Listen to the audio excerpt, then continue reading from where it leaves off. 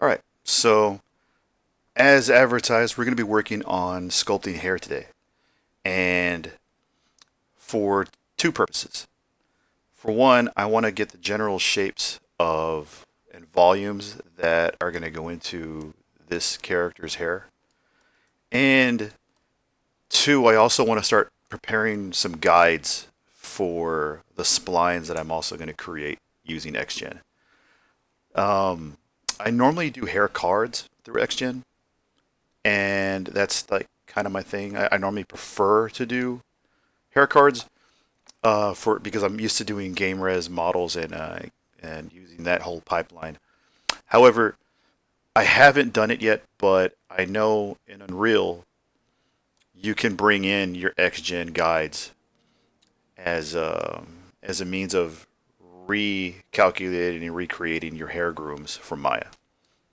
So that's the approach we're going to do. I have here. Let me see. I have some reference, and I have it right here. I picked. I just went through. I just scoured the internet looking for voluminous and wavy red hair, since that's what Madalyne Pryor has going on. Because she's basically a clone of Jean Grey, and we all know Jean Grey's hair. And like that's one of her things. She's like known for. She's known for her hair, her like red hair. It's kind of her thing. Let me adjust the volume here a bit. Okay, that's better. So typically, what I do is, for one, I'll create strands using splines in here in Zbrush. I have a couple of brushes that I use that are kind of that are specifically meant for that. Hey man, how's it going? Thanks for joining. How was the rest of your day? Just in time. I was just explaining what we got going on today. We're gonna be working on hair, and so a lot of times I create two versions of the sculpt. One version is kind of meant for to give me a block out and give me the general contours of what we're looking at here. And then I'll do another version. If it's meant for printing, I do another version that's a little bit more refined where we go in and we actually sculpt in the hair lines and try to get as many individual hairs and create individual locks to create stray hairs and all that stuff. And that's the second we're gonna do. That's kind of the second stage of it. But primarily today we'll be working on just creating forms and flow. Um, so I'm kind of debating here if I want to give her some eyes or not. Let me see. I think I have her eyes in here because I don't know if she's gonna be too spooky to work on without any eyes. Let's go ahead and add some eyes. Let's do that. I'm gonna go in here. I'm gonna go to import, and I should have eyes set here. Just want to be sure I bring in the right ones. Let's just bring in those. Yeah, those are them. And this is the file here. Pen those in.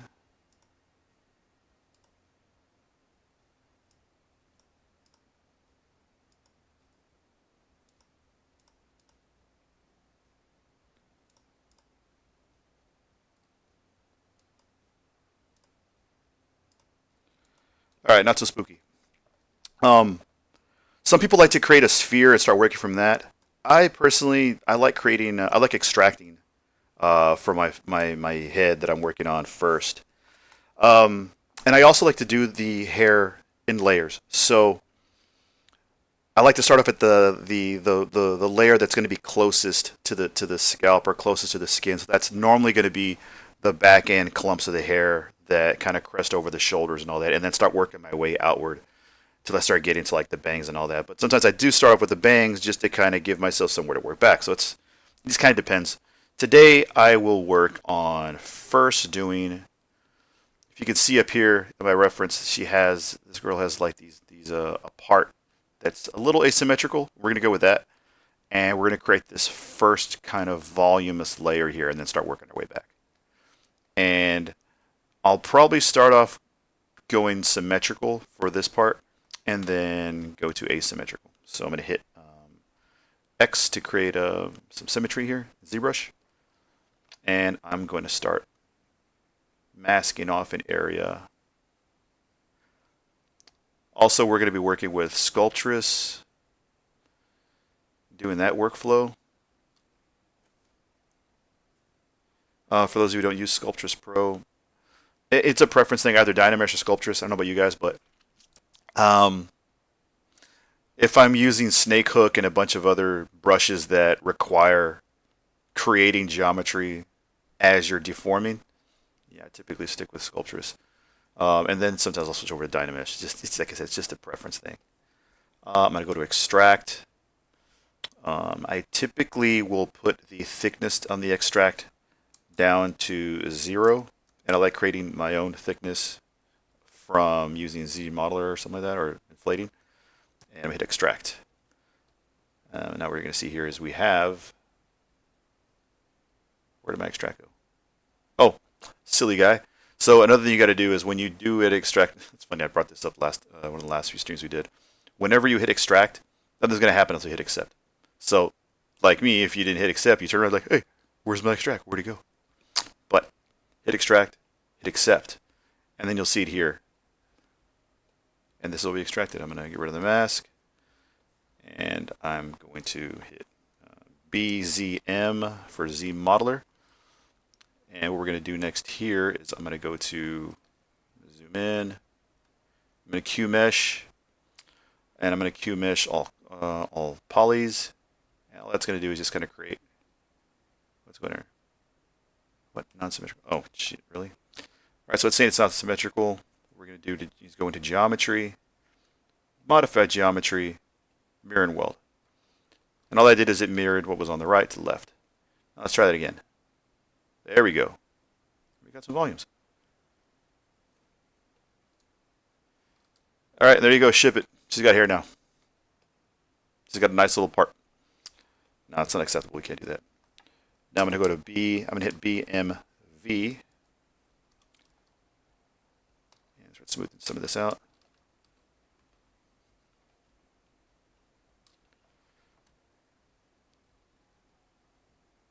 Adjusting my brush a little bit.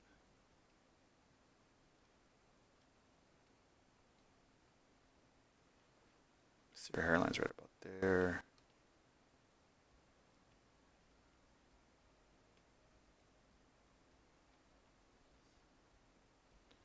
So I notice I like this this lock here, this layer, and this layer crests down about like close to the jawline, and then moves back around.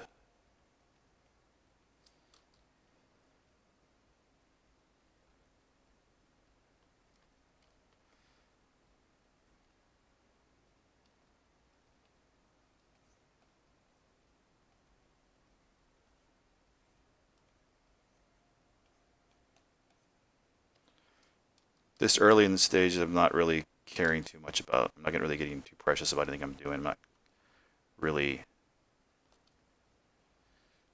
caring too much about like geo, how it's deforming, all that kind of stuff, because it really doesn't matter right now. Like right now, we're just trying to figure things out. I think what I'm gonna do next is, what I did is I hit Control Shift and I clicked on this part of the geometry, because I know whenever you extract and you also do Q mesh, it does create different polygroups. You can see them here. So I'm going to click on this polygroup here, mask it off by hitting, what I do, sorry, it's all secondary after a while. Hit Control, and in the open void, it'll mask off the whole area. Shift clicked everything, bring it back, and then Shift click in the space again, and it reverses exactly what you've masked off. So now I have this inner area masked off. What I'm doing is I'm just going to bring in this hair to give myself a little bit more thickness.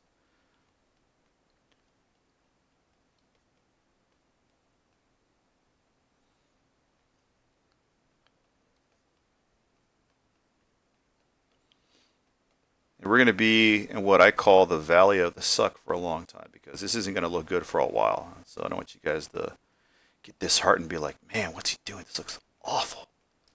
It's going to look awful for a while. A lot of times what we're working on looks terrible for a while before it really starts to come together and kind of click.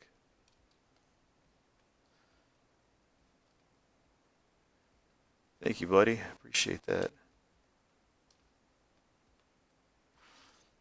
So let's see. She has how much of her forehead are we seeing here? Yes, it is exactly that, man. You know how many times I use that term? I trust the process. Just go with it. And it's very, people always panic and stuff. I've met a lot of artists just kind of panic what they're working on, but it's like, dude, just go with the flow of it. Trust the process. It'll all work itself out. Everything we're doing here is pretty forgiving for the most part. There's no way you're going to just completely just ruin a model. It doesn't work that way.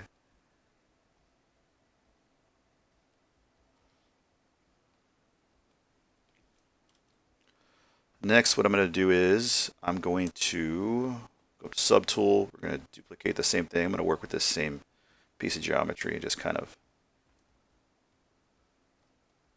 play with it a little bit more. Maybe this is a lock that comes forward.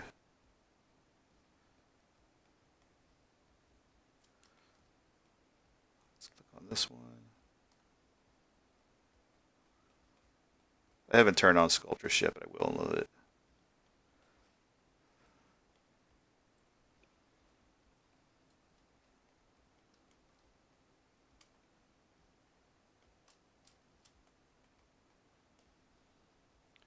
Well, let me click on my other face. There it is. Okay.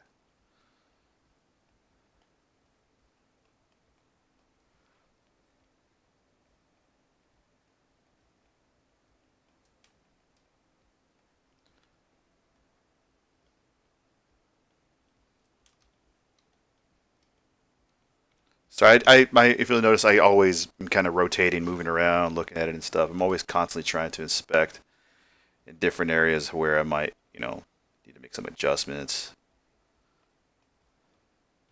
And then what we're going to do next is I'm going to turn on Sculptors on this piece.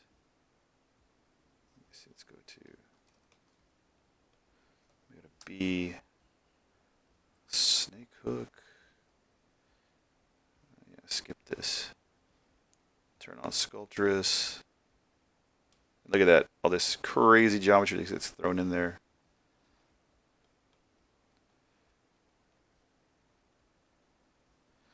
And then I'm going to hit PV. I'm just kind of doing that so I can get my geometry to start subdividing itself in there. I think what I'm going to do next here, I'm going to create. So I'm noticing there's like a lock here. There's some more here. So maybe maybe we end up having. Let's grab something from here. And we're going to go to extract.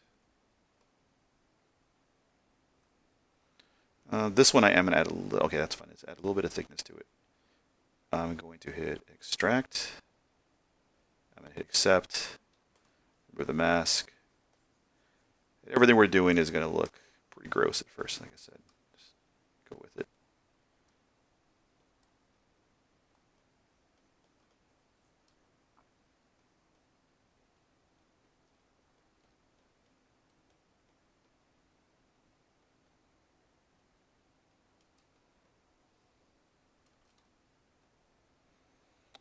Trying to look at these different curls and waves that are in the hair, like this one here, this image.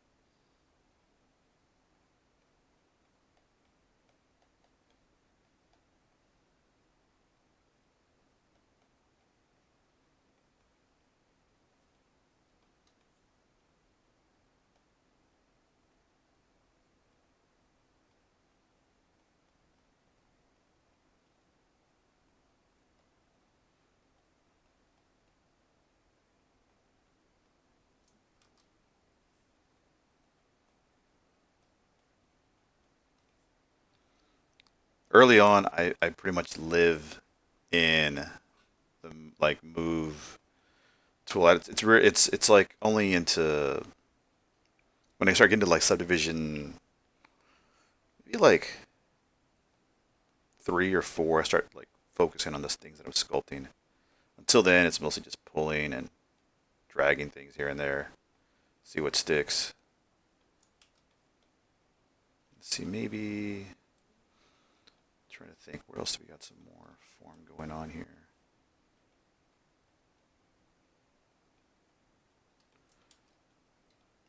Well, I like the idea. Let's bring up narrowing this a bit.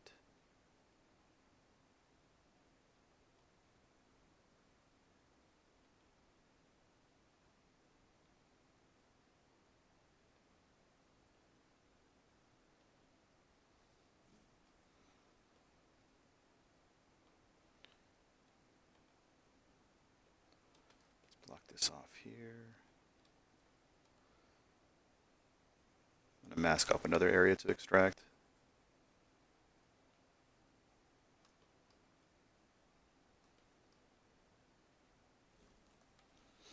You know what? Give me 1 second. All right. If you're just joining us, we are working on sculpting hair. And right now I'm extracting early pieces to sculpt into the overall forms and shapes of the hair. Like I'm trying to decide exactly how wavy your hair should be too. Like I feel like Jean's hair, like Jean Grey's hair, is normally really thick, voluminous, and curly, but I feel like Madalyne Pryor's hair is less voluminous, a little bit longer, and kind of like more untamed. I guess that makes it seem. All right, so let me mask off a little bit more here. I'm going to go to extract, and I'm going to actually, you know what? For this one too, I don't really care. I'm going to add a little bit more thickness to it. Yeah, we're going against the grain. We're going against the things we normally do. Whoa, it's too much. We're not going to give her some Afro puffs. All right, let's do that. Except for the mask.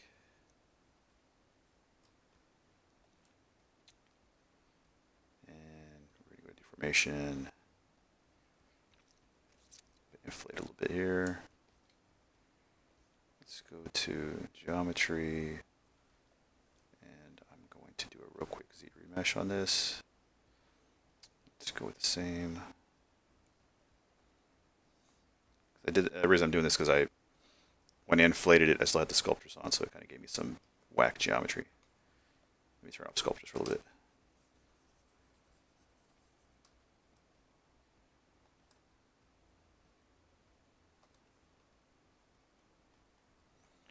And actually, let me dynamesh this real quick. Get this down to picker. Where do we need to be at? Let's go lower. That's more like it.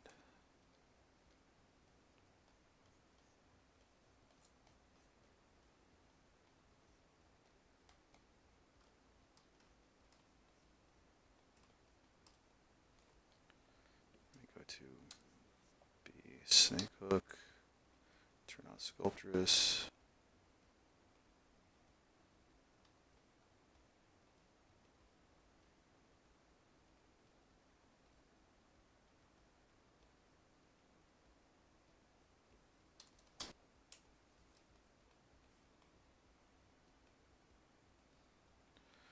And look at all these really nice voluminous curls over these really thick locks. We're gonna be doing that too, but we're not there yet. We gotta stay disciplined and not try to get too ahead of ourselves until we have a good shape of what we're doing going on. When I dynamished, I kind of lost our part here a little bit, so we're gonna need to create that a little bit here.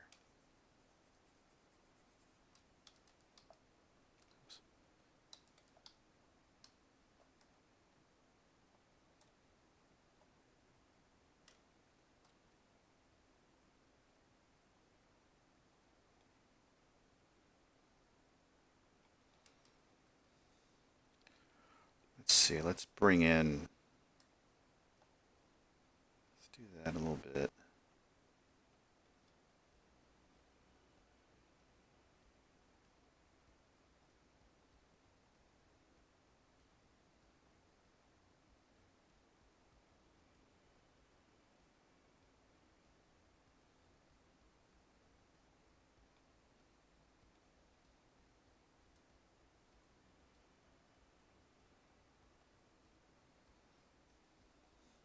kind of thinking about how I want these layers to look, because we're going to have a lot of individual strands to coincide with this.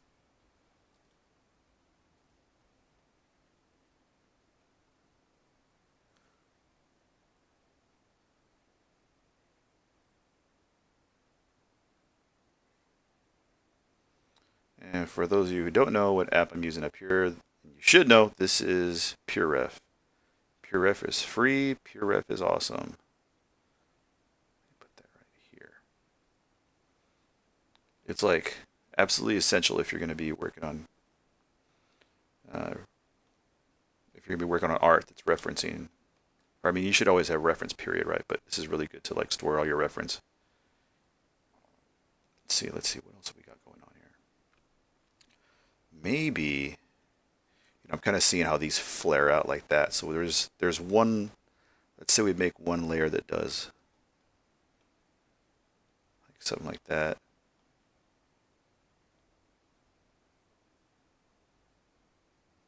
It kind of flips outward.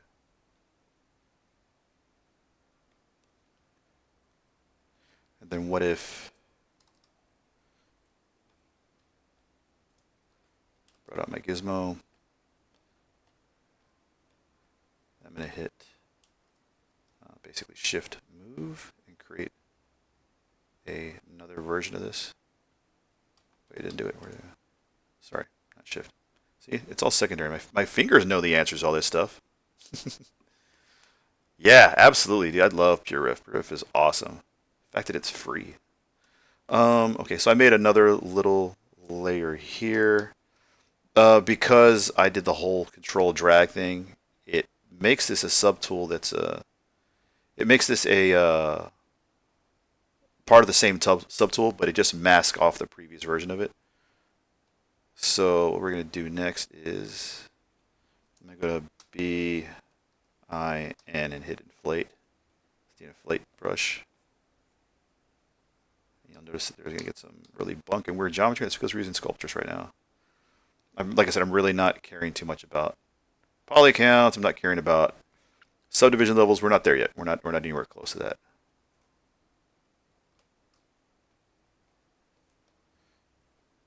This will be all hair that crest up over the shoulder. What I'm seeing here also is that the hair is cresting too far forward. So we're going to start bringing some of this back.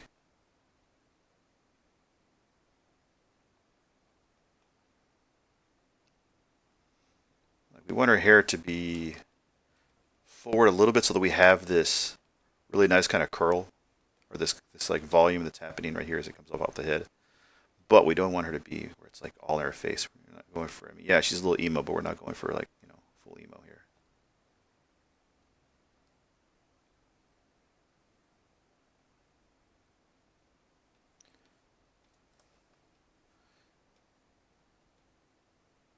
In fact, what I'm going to do now, you'll notice because I did the whole drag, I did the drag with the gizmo and created another subtool that's a part of the same object. What we're going to do is to separate things and make it easier for us. I'm going to go to polygroups and just auto group this. And by doing so, it's now separated the geometry that's continuous geometry, which is going to be really beneficial, especially if you want to use move topological. I love using move topological. So I go BMT, and move topological allows you to move things based off the polygroups.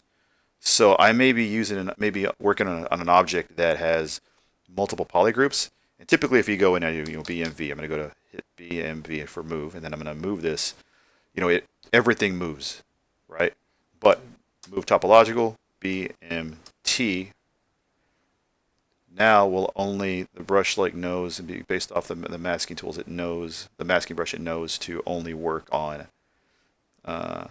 only move the polygroups that my brush is on. Yeah, I do fur as well. I don't know if you saw it on my portfolio, but I worked on Sabretooth. I did a model of Sabretooth, and I used the same approach.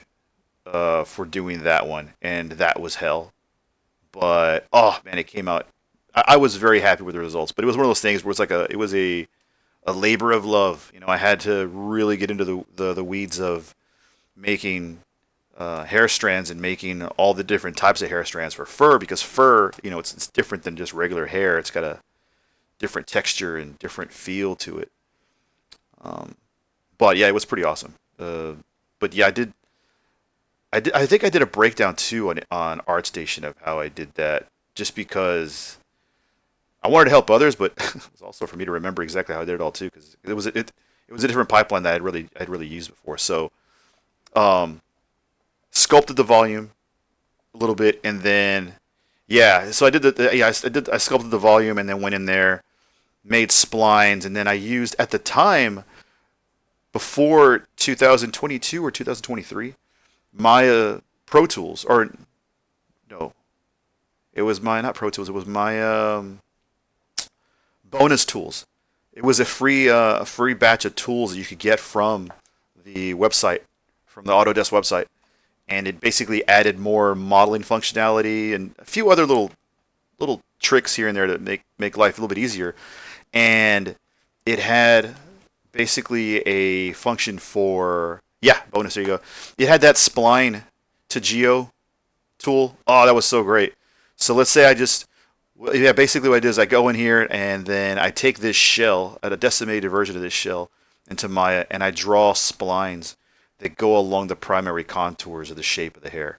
So along the tip of the bangs here, along with the flow of the bangs, all the primary forms, I basically start making a splines of all of it, and then turn all those splines into geo, and then applying the material that I made for the hair atlases to all of those splines.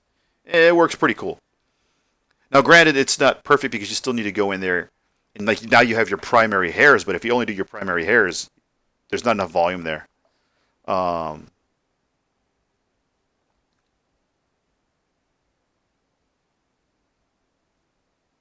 yeah, so the way you the when you first, it's funny how it works. Like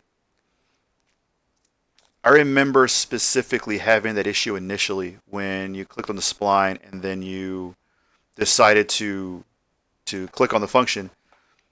It had all the sliders on the side, so it was most of the time, depending on how my spline was oriented, it dictated how it was going to be, how it would originate or how it would get created. So the it was a bit of a, it was like it was all it was a bit of a pain at times, but then once I got into a flow of it, it kind of became secondary.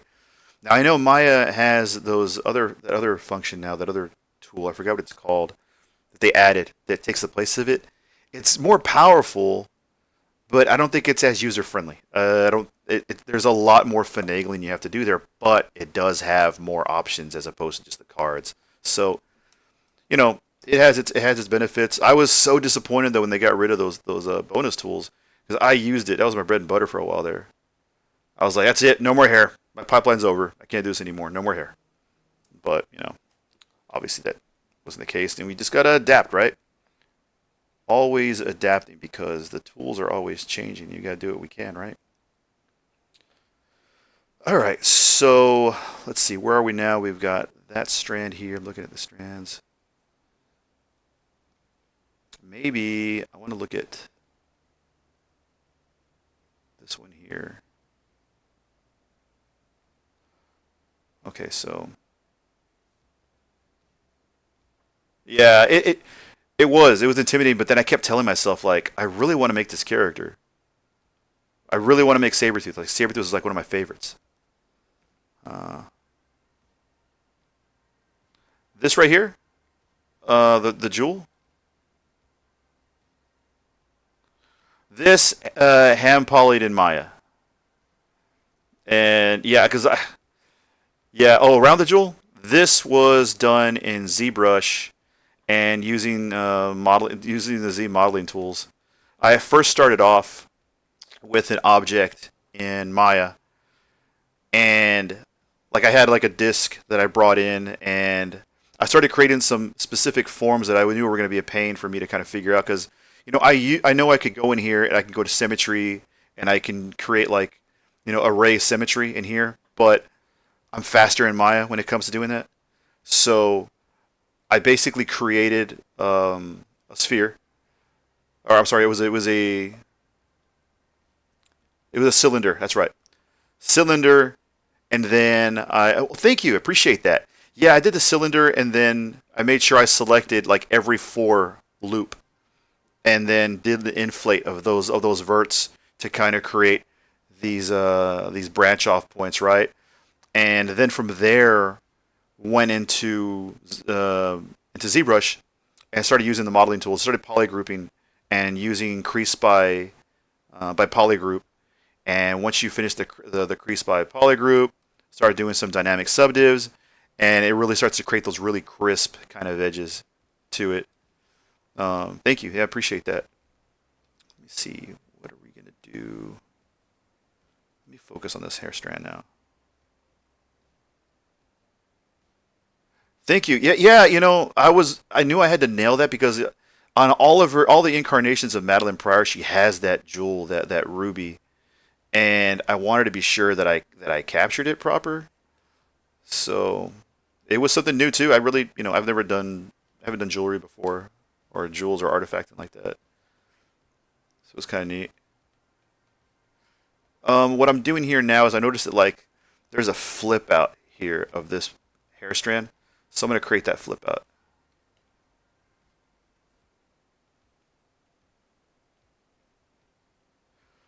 Also, thanks for joining me, guys, for joining me on a Friday night.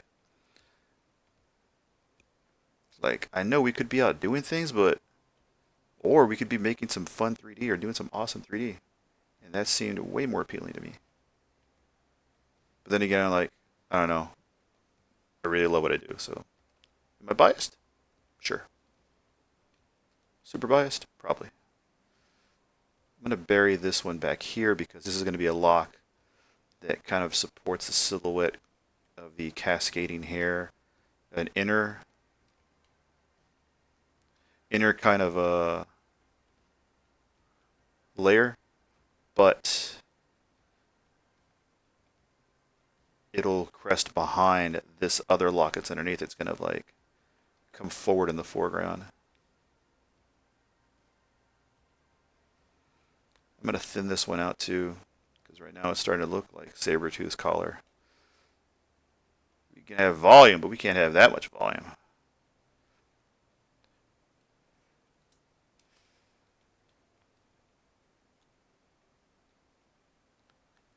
Because these are just shapes and forms that I'm going to try to use to when I go back and start drawing splines and start drawing the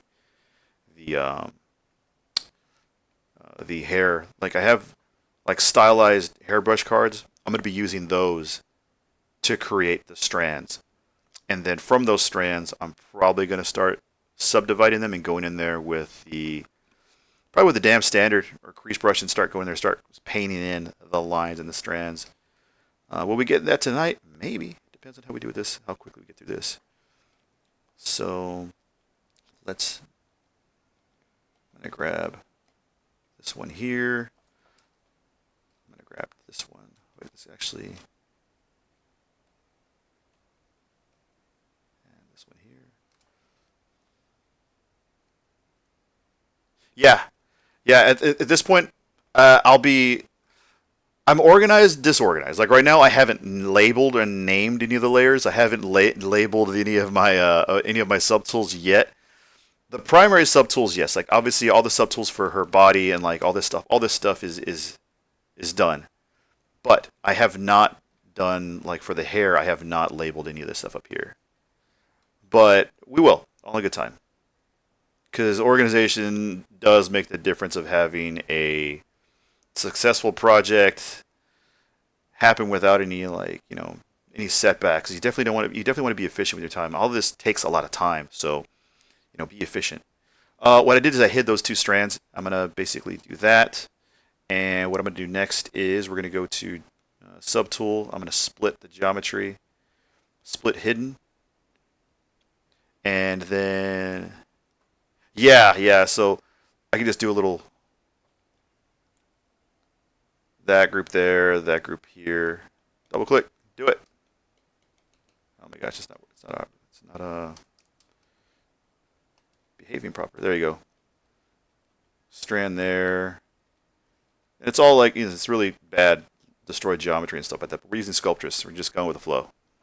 Um, we're not caring too much about that right now. So let me go to this one, which is the strand I was working on. I know I didn't. Oh, it's this one.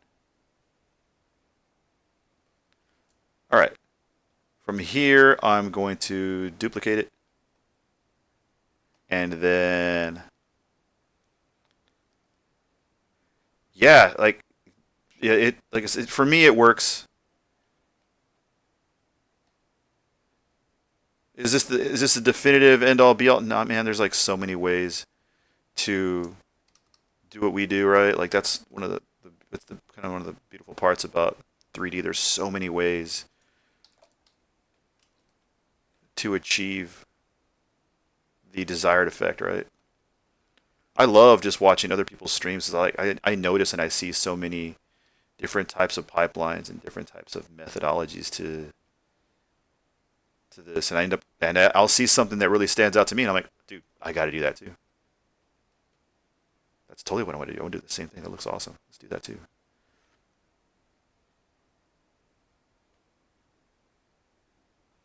Haven't quite decided exactly how I feel about it. I think once I start doing the asymmetry, I'll start liking it more.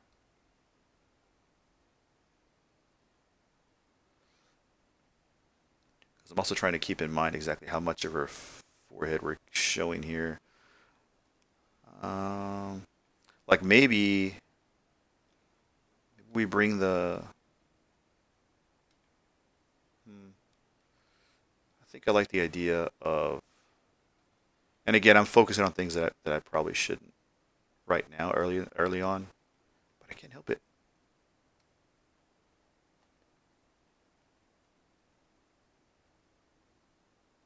Like I kind of like the idea of it curving out a little bit more. Would this work for short hairstyle? Or do you have a completely different? Um, Short hair obviously is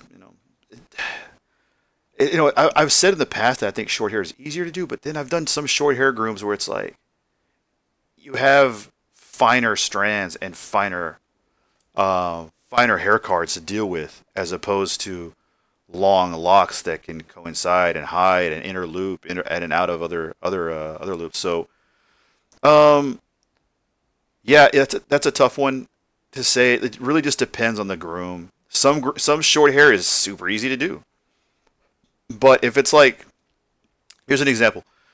I'm gonna work on eventually Selena Kyle. Like I really want to do a Catwoman at some point, but I know I'm gonna bite off more than I can chew because I don't just do just simple.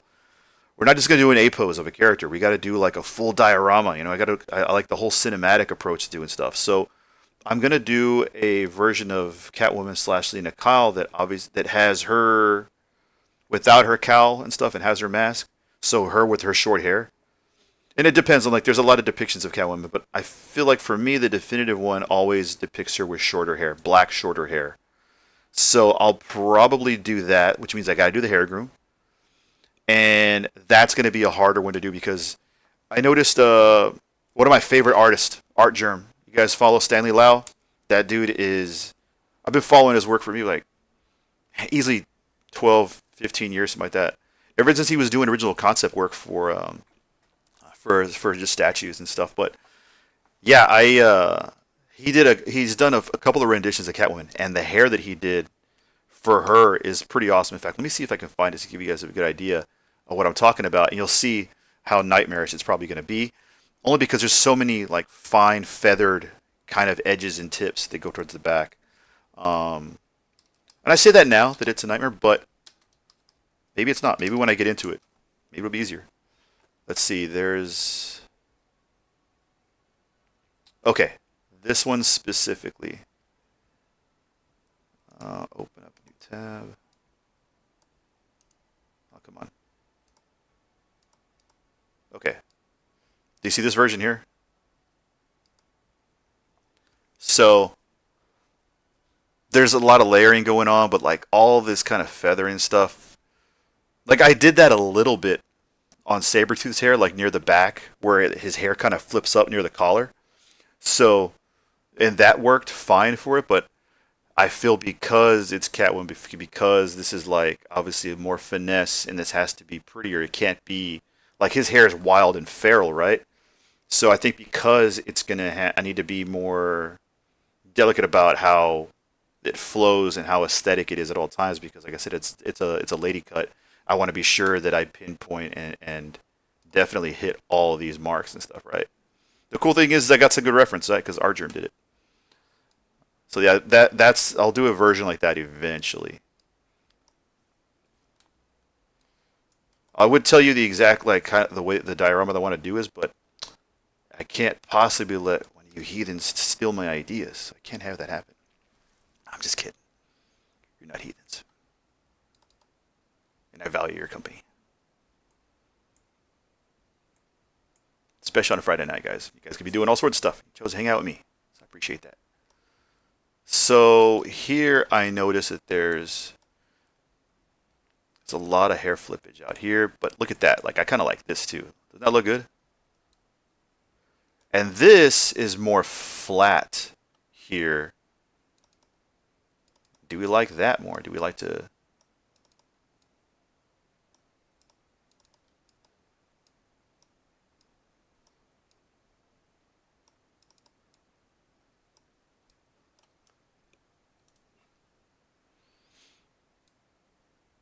Hmm. Yeah, it really is. I'm a big fan of his work. Like there's so much, there's a lot of his concepts that I can't wait to possibly make in 3D at some point. But all in good time. I swear I have a catalog of hundreds of concepts that I eventually want to do in 3D. But the problem is I don't have a clone. Because if I had a clone, then I could get it all done. No, no, if I had two clones. Yeah, yeah, yeah. If I had two clones and and the time to get all the work done, that's how I would do every concept in 3D that I want to work on. But until then, I'm stuck in this singular husk of a body that can only do so much 3D at any given time. Sure, why not?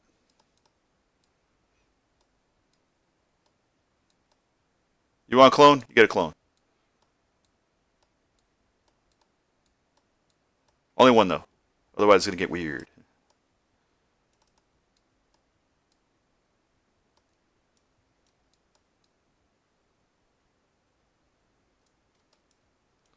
Alright, let's see. So how about maybe we start creating some of these individual locks, like these big thicker volumes like this. And the hair's longer, way longer. So do I make it... What do you think? What do you think, Zach? Should I make the hair super long, like down to here? I think maybe we do.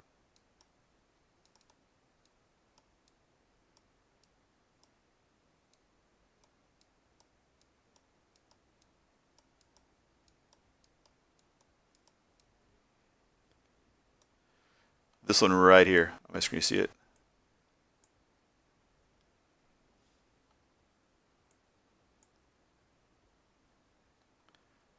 Can you see my... Wait. Can you see my peer ref? You can, right? Up here in the corner? Yeah. I hate to be referencing and you can't see it. Okay, cool. Um, yeah, so I'm thinking... So this has strong volumes up till about... Real prominent ones up to here, and then it just kind of tails off into a lot of really pretty ones. And then you even have... Like, look at these curls. That's kind of neat. I like that. This spirally kind of... Yeah. Yeah, sure. Let me move this over here, and I'm gonna unhide the reference that I had. There and there. This is the primary one. That's Madalyne Pryor normally. Like right now, she's obviously walking, so her hair is like all over the place and stuff, right? And she's a woman scorned, coming for everything that she's owed, which is basically time and memories, because she got screwed over pretty hard by other villains and characters in the X-Men world. And I was just saying, when I was thinking about picking the next character, I realized like I don't know that I noticed that she hasn't received a lot of 3D love, so I figured I would contribute to that and then make a 3D version of her. If you don't know, I plan on doing a real-time version of this model that's going to be depicted in, or I'm sorry, it's going to be displayed in Unreal. And there's another version that we're going to be doing. Um, yeah, it does right here. And at the same time, like let me look at let me see what other reference I have to other ones I've seen where her hair's like crazy long as well. But perhaps here, let me find another concept.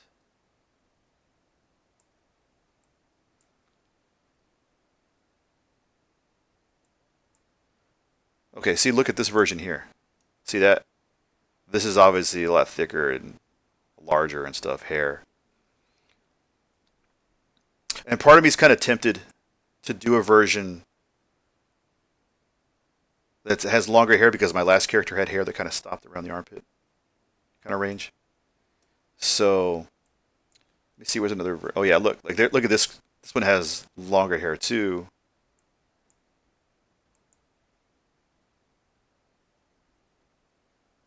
But this probably also ends maybe close to armpit, mid chest. Let's see.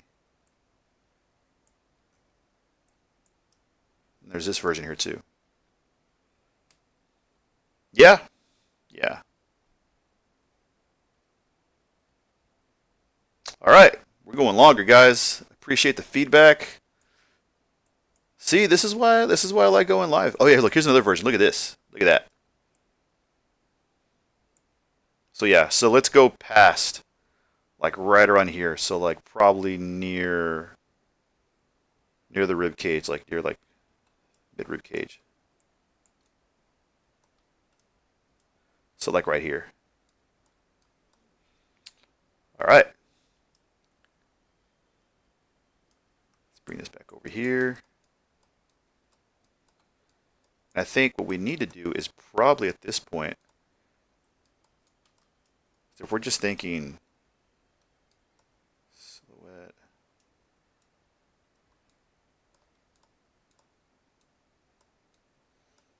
I'll do that.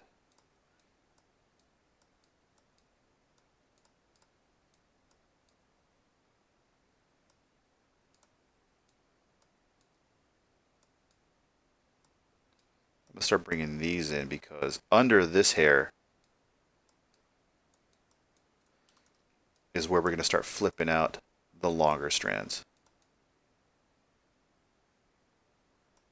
That makes sense?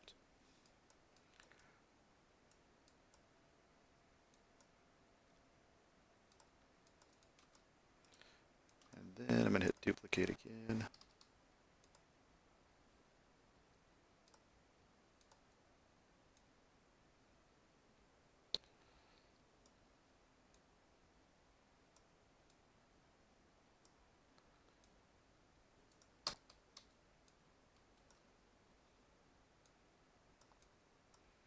I basically just used the gizmo and rotated this hair just a little bit.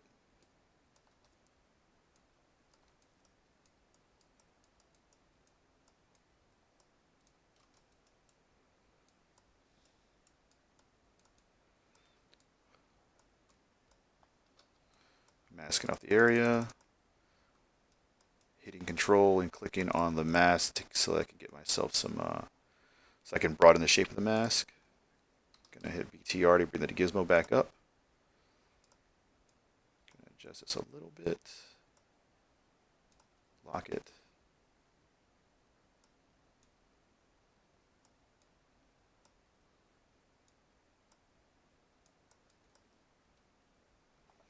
Hit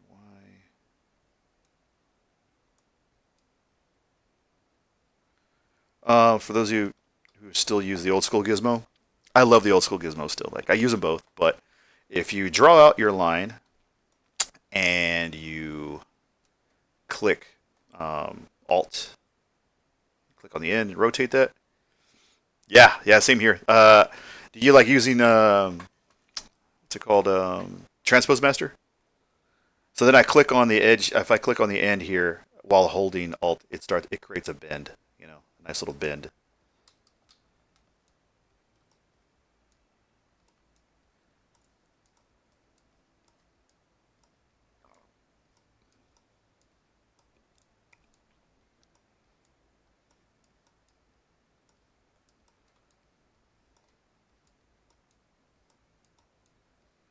The cool thing about long hairs like this with layers, we have all these ins and outs that we've created for ourselves as we start to create new strands and new areas of new locks.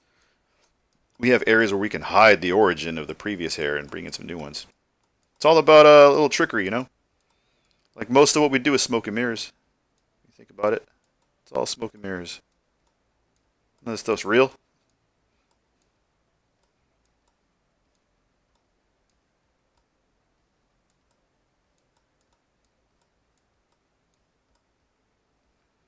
Actually, you know what? How about I do this and bring our gizmo back. And then, oops.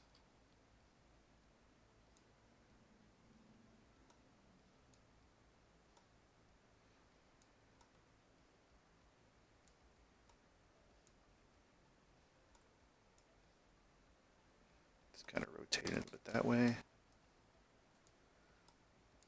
Yeah, I like using that's another thing about this project that's also going to be a pain. So I posed her, but I made a lot of different layers for the head because there's a lot of facial expressions that I want to play with. Because since I'm going to try to 3D print this, I want to I want to create. As you guys can see behind me, I collect statues. And one of the things I like about statues is the options you sometimes get when you get like a premium format that has swap outs. So you got maybe a different sculpt, different head, different portrait. Maybe the hand has different stuff, or you have arms that have different things. All that stuff I think is pretty awesome. But I want to do that as well for my character. So she's going to have swap outs as well too, which is why we're making two versions of her. We're making this version here that you see in the corner, and we're also doing the modern version of what she looks like. While it's doing that, I'm going to hide this reference here and show you the other version of Madalyne Pryor. This is from the last couple years. That's what she looks like more recently. The original versions have her, looking pretty scantily clad, whereas this version has her look more like the Goblin Queen. She looks more royal. She looks more regal and stuff. Still like a badass and still very sultry, but a little bit more regal. She's got a crown and everything else too. So I couldn't decide which version I wanted to do, so I did them both. I was like, oh yeah, sure. Just do the double. Just do the model twice. Why not? We got all the time in the world. Really don't. But I don't know. It's challenges like that kind of get me there, where I'm like, yeah, that sounds like awesome. Let's do it. Let's make it. Let's make it to where we do two models, which means for the diorama that I'm going to print out, I think it would be cool. Let's see if I don't see how I'm going to produce it. I got to talk to people and see exactly what the best method of doing it is.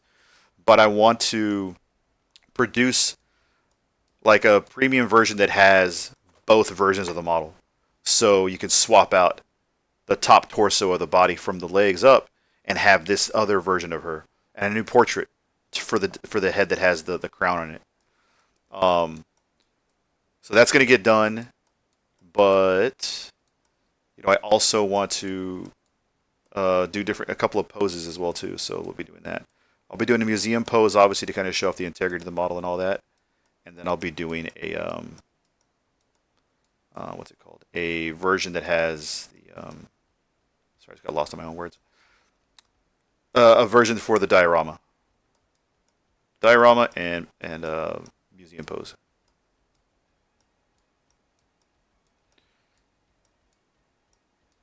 I'm using the mouse, the move tool, and not the snake hook because I'm not trying to really make this coil out. I just want to work with what I have here. So yeah. Hey, what's up, man? Hey, good stream earlier, by the way.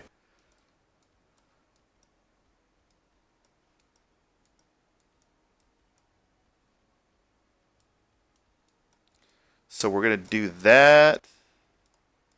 Yeah, man, you kept me busy. Like you kept me like watching. I was all in it. It's good content. Like you got a lot of progress done. We'll see how much progress I can get done in the coming hours here. That's right. We're on here for hours.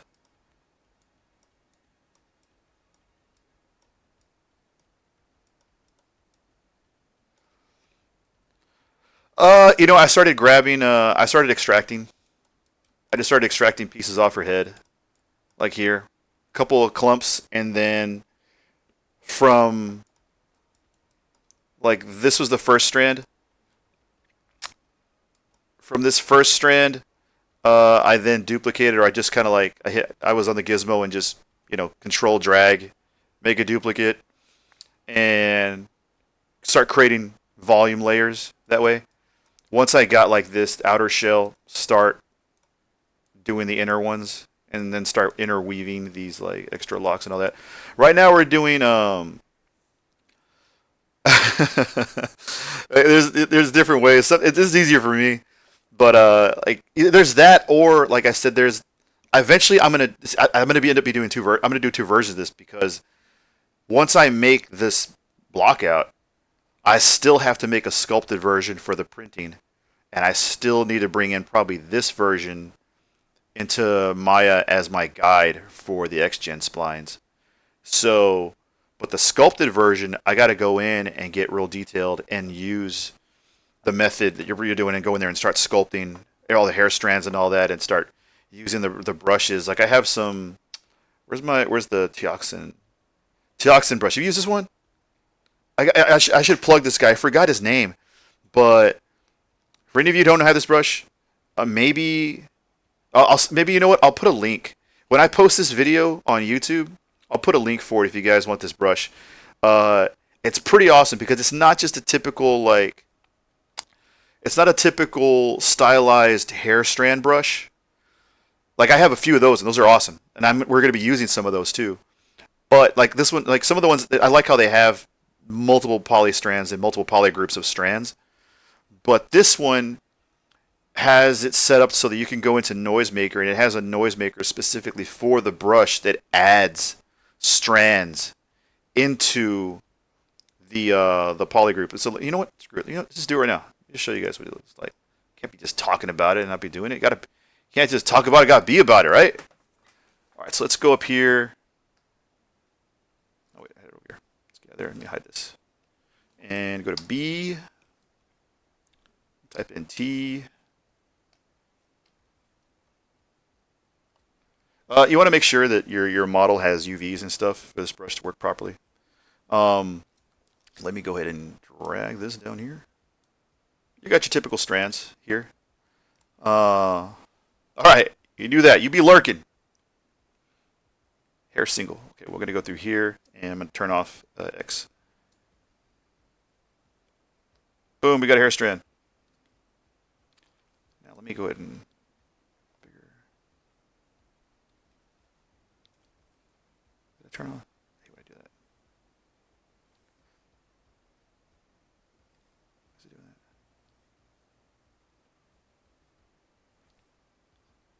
Stop doing that.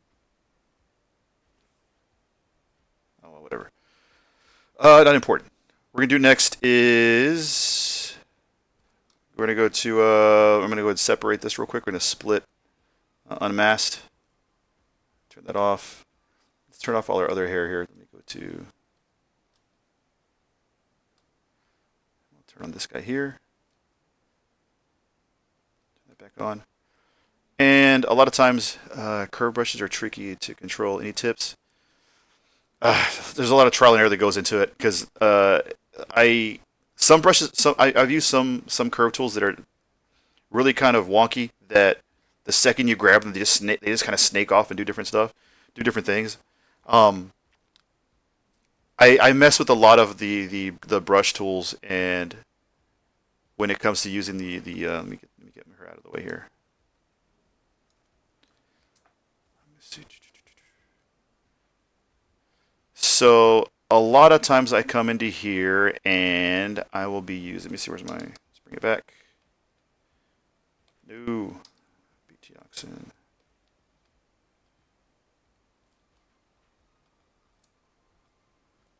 No. Why is it doing this? Why is my gizmo still here despite the fact that I'm cleared there another brush?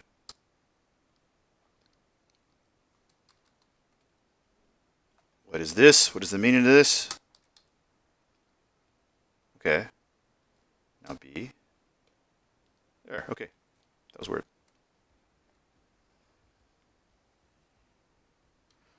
So, yeah, a lot of times I don't get the exact one I want, but I mean, a lot of times you're gonna see me finagle and move these like strands around all over the place. Um, there's some people that use them effortless and they can just draw effortlessly, but I'll go in here and then at some point I just get mad. I'm like, you know what? I'll go completely off the spline and just start moving it manually. Like as soon as I get the general shape and the general direction I want to get, I'll go in here and start doing that. I'll start moving it around. Um, no, you're not alone. Yeah, not at all. But I've seen some guys that are wizards at using these curve tools. Like I've seen there's curve tools that people use to just carve in edges and stuff like that too. Like that's outside like my realm of comfort. Like I'm still old school, in a lot of ways. So, but what I was going to show you here. Let me see, also in the let me go back to the brush and let's see. Where's my where's it at? Oh my gosh. Curve. Curve. No, that's not what I'm looking for. I already lost my train of thought. I'm gonna have to go through here and start like clicking on random stuff.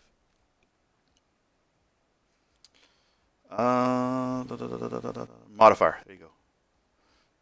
Modifier, and then where is my?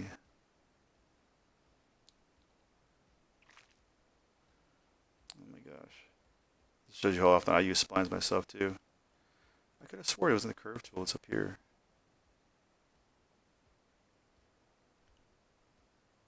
I'm trying to bring up my what's it called? My curve tool adjustment menu.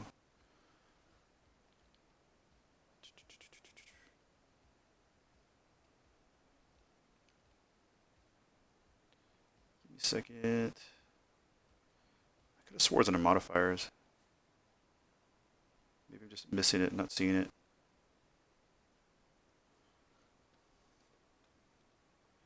Because in there, like what I'm talking about, what I'm trying to find here is where you can adjust the width and size of your geometry that you create based off of the adjustments to your slider or your adjustments to your graph up here that you have. We're gonna figure it out. Now I'm like upset that I'm trying to find it here and I can't find it. Is it this one here? Let's see. No.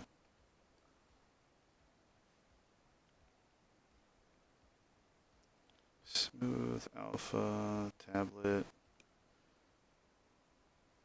Thought for sure it was under modifiers.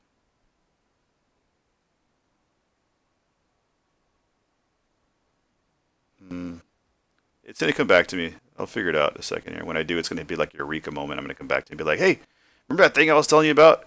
It's over here." Let's see. It's not under here. Is it under stroke? Ah, that's why.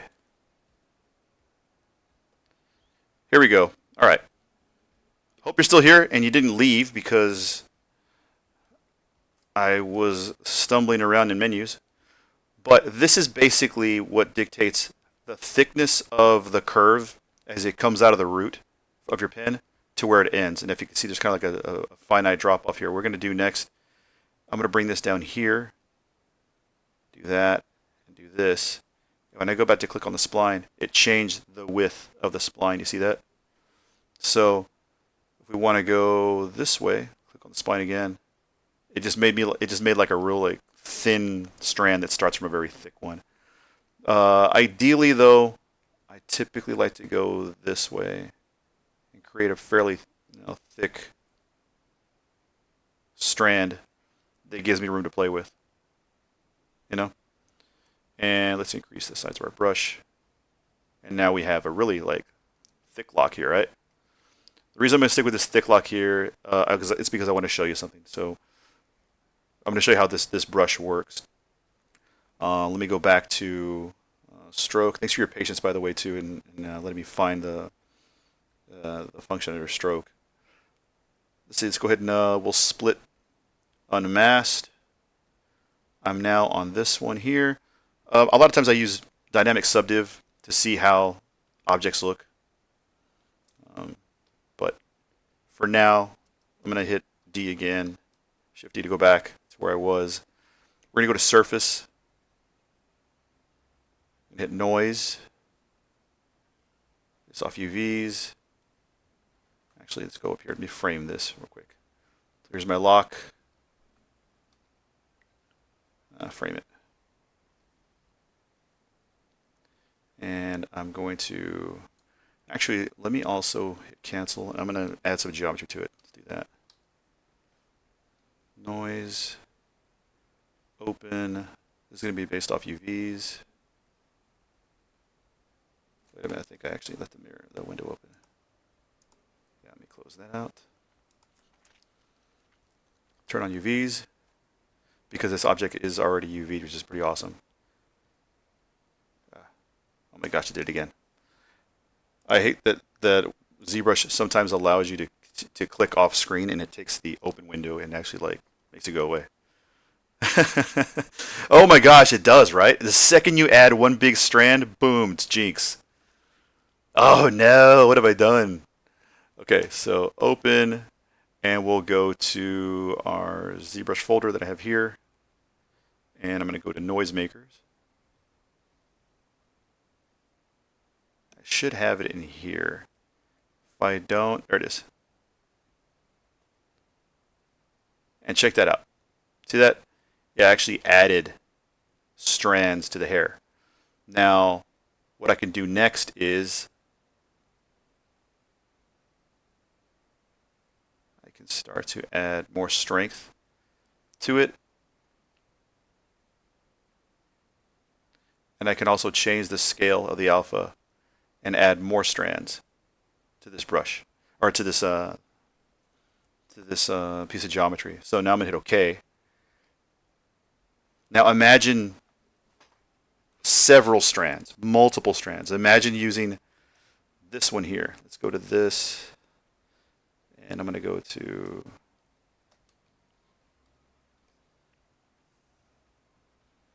okay, look at this big piece here.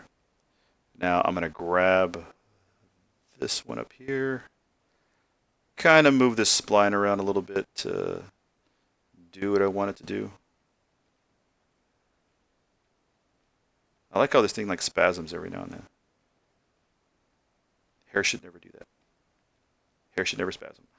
And we're going to now do the same thing we did before, where we go to split. And now we're going to work on this tool here. We're going to go back to surface again.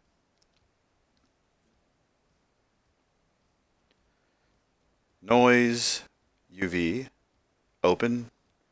I'm going here because this is where I put the noisemaker. I put this in this folder here, but you can put it wherever you like. So now we have this amount of strands here. Let's go ahead and adjust it.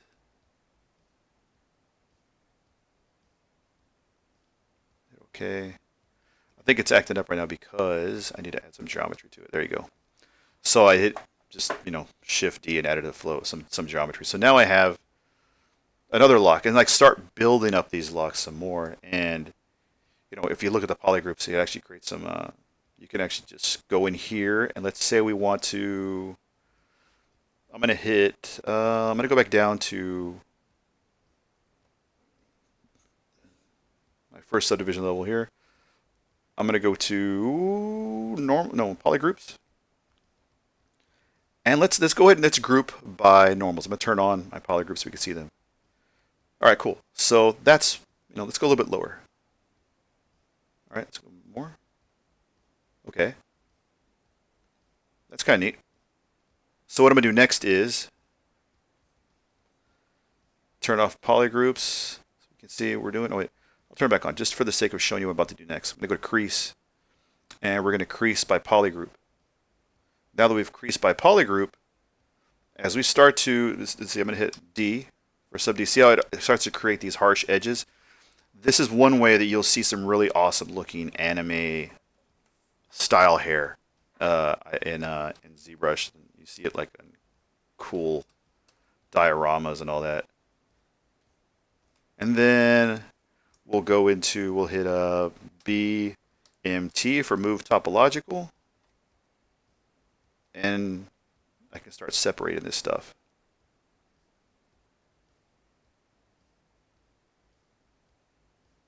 Start creating some breakup.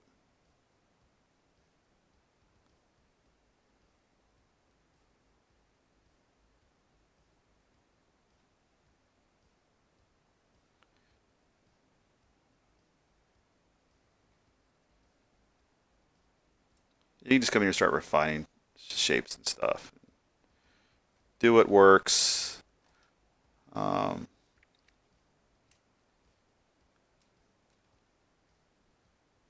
don't know what's going on here. What's this junk? So this is like an error that's happening. So there's a couple of weird things I noticed happening right here. Yeah, look at that. I think this has to do with the... Let's go back to the beginning here. I think it has to do with the fact that I didn't subdivide before I added the noisemaker. So that's what did that. But you get the general idea of what we're trying to do here. And we're going to be doing things similar to this for her hair. When it comes to creating individual strands.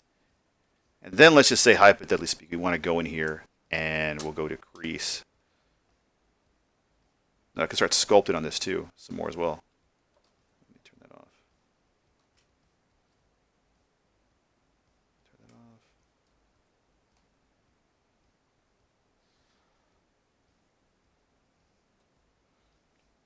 And start creating some more uniqueness to things as it starts to flow. Anyway, you see what I'm saying, though, right? Like you can go in here and once you make your actual strands, you can go in and really start adding more character to them. But anyway, let's go ahead and go back to what we were doing before. I hope that was somewhat helpful. In this video, I'm gonna give you a link to the site that has that brush, and you can download it. The guy also does a tutorial. It's close to the same tutorial that I just did, but he shows how he does anime type characters and prints them. Pretty neat stuff. Let's get rid of this.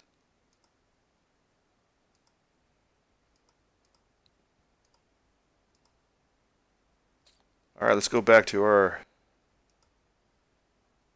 terrible strands over here.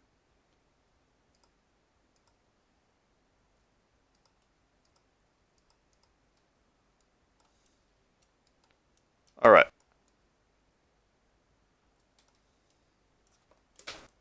Where were we? How's the you gonna work on Captain America this weekend? If you guys don't know or don't follow him, in fact, how about Zach, put a link to your ArtStation, your Instagram and stuff, so you can show people some progress. Sharing's caring, right? That's gonna be T.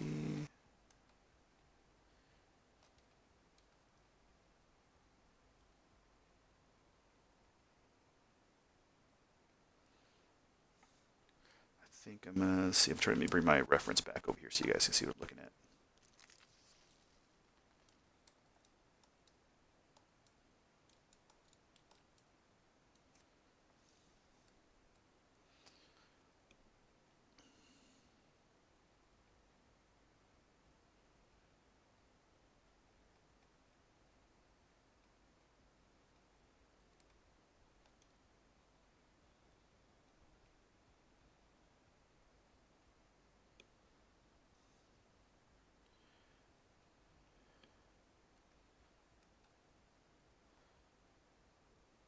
So what are you focusing on next for a cap?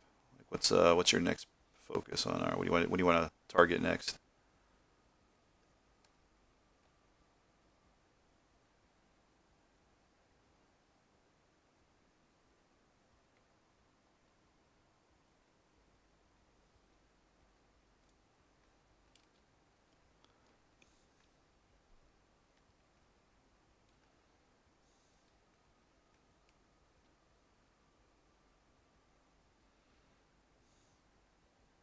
Okay, should be pretty cool then.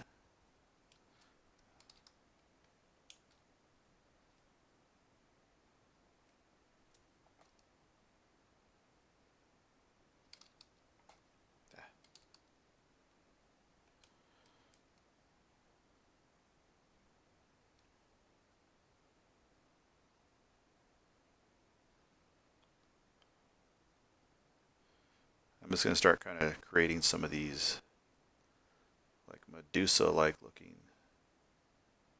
hair strands she has going on here. Won't get too complicated, but definitely gonna. You know what? Let me see. What is this? All right. I'm gonna tame some of this stuff down by just. In fact, you know what I'm gonna do? I'm gonna. We're gonna go to split unmasked, geometry. I do this often. A lot of times I'm looking at a piece of geometry and I'm like, oh, this is awful. And I'll go back to same and hit remesh and just give me a new version of this to work with. Oh, nice. Oh, that's gonna be neat.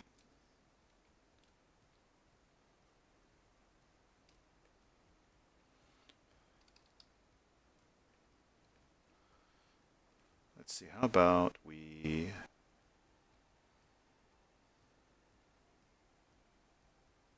Oh no.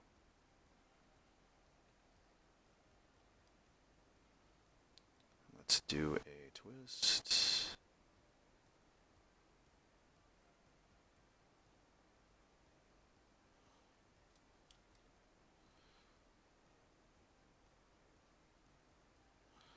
I think I like it. Let's see.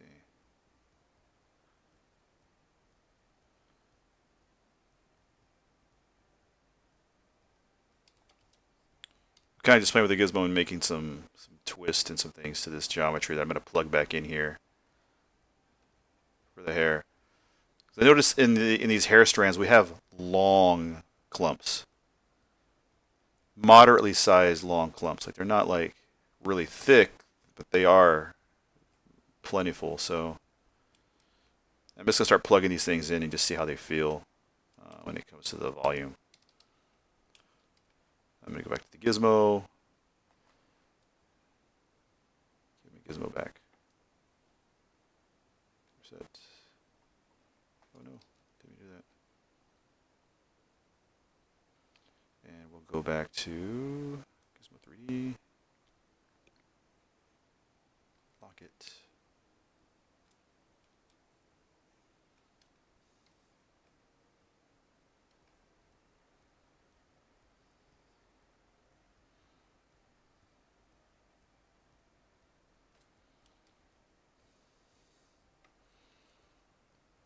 Yeah, okay, cool.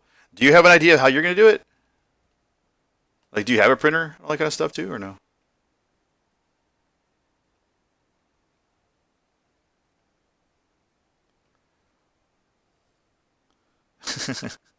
Nope, nope. Yeah, it's kind of where we're at too.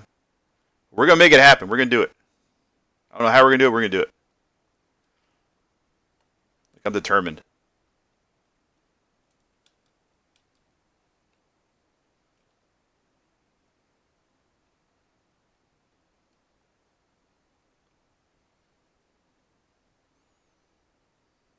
Oh yeah. What are you thinking?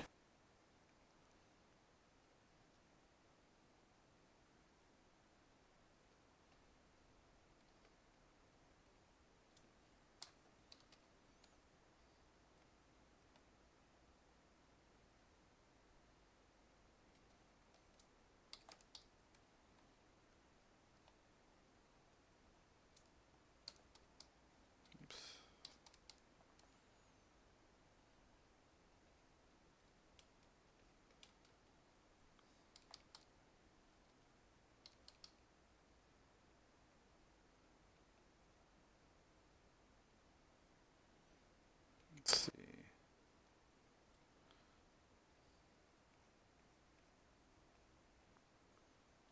Let's see where this should go. Hmm. Let's see. What else do we need to add?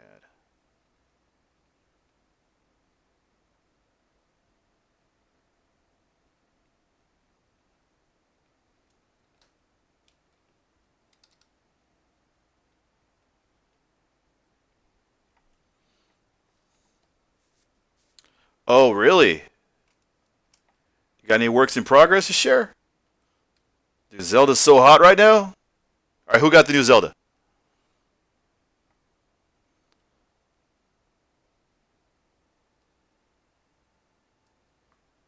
So I hear that new Zelda's pretty rad. I mean, I've seen some gameplay. I think it looks gorgeous, but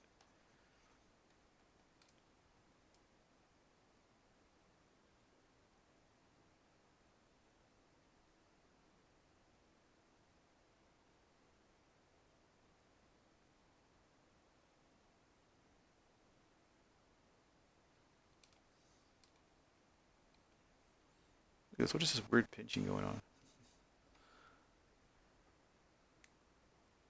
Yeah, send it to IG, man. Send it over to Instagram so I can check it. I'll see it sooner. I tend to check the grams sooner.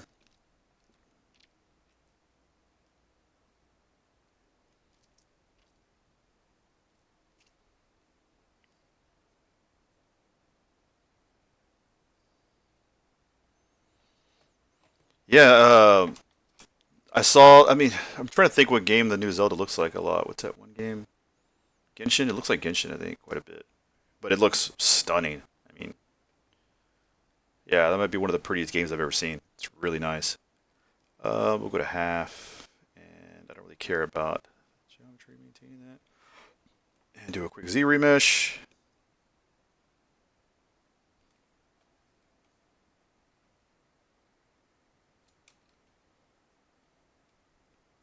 Oh, nuts. Did I just combine these two pieces together? Yeah, I sure did. Let's go to polygroup, auto polygroup, and we're going to do a geometry, modify topology, mirror weld. So we have the same polygroups. I'm going to click on that one. We're going to go to our split. We're going to split hidden. And so now I have a separate piece of geometry. I'm going to smooth this out, turn off polygroups, smooth this out a bit. And the idea is that I'm creating a lock like this one right here, which is kind of billowing forward.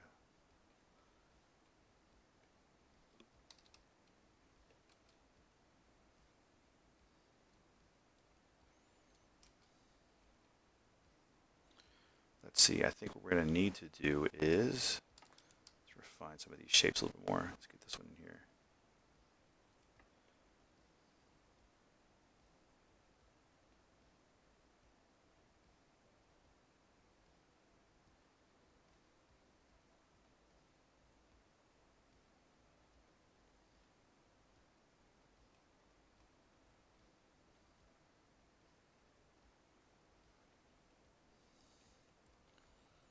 Awesome, yeah, check here in a second.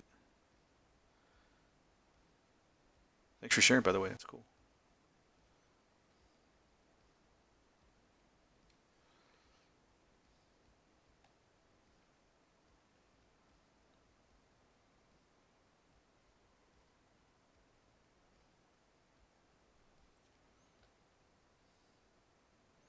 So I noticed these hairs crest a lot longer. So maybe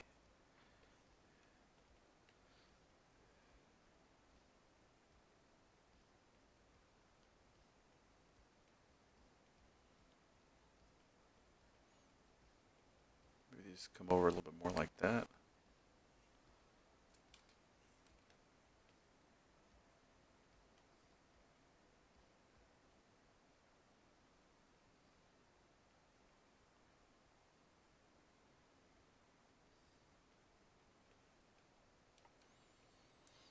Hmm.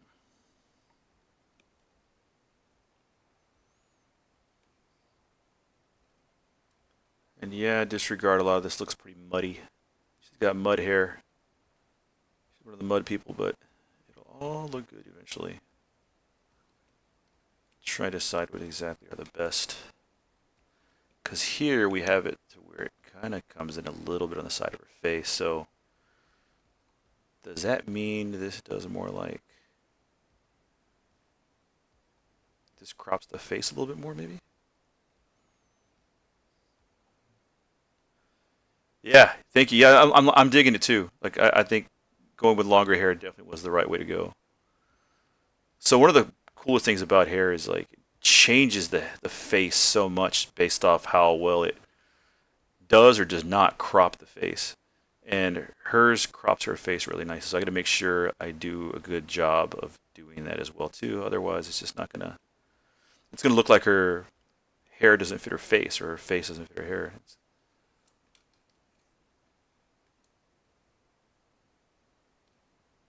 Right now she looks like she's just wearing a really gaudy hoodie. Maybe she's gangster like that. I don't know. This is a new Madalyne Pryor. She's gangster like that. Or maybe we do this one crest like that and this one.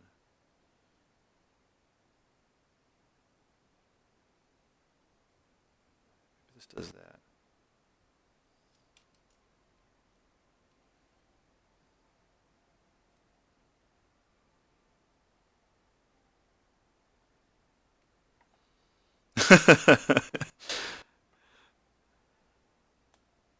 Yeah, yeah, it's designer. Do you use Marvelous Designer at all? 'Cause that's really the best way to do it. And oh man, it's otherwise a pain in the ass. Yeah, but even like a hoodie in Marvelous is hard to do. It seems like there's tutorials dedicated just purely to that.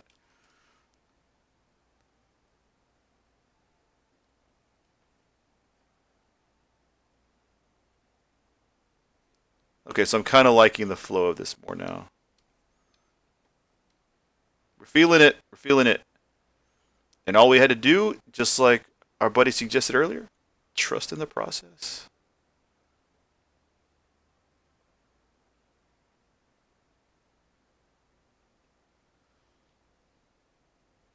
Hit BIN for inflate.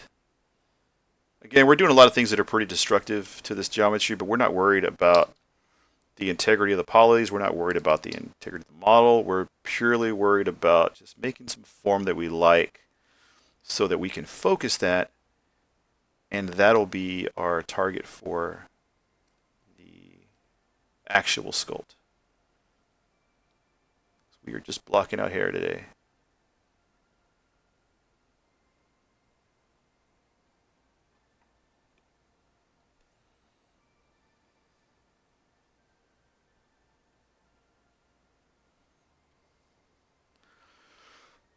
Mm.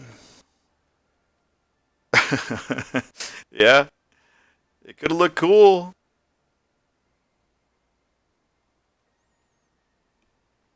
What was your main reason for not doing it? Was it just purely because of the hoodie? If not, don't let the art control you. You take it by the reins. You force the art to do what you want it to do. Damn it! I I have spoken.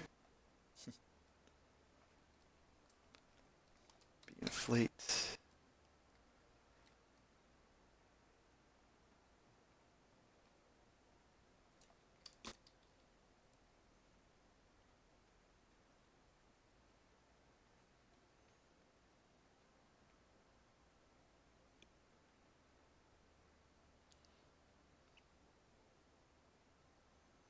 Oh, damn the void.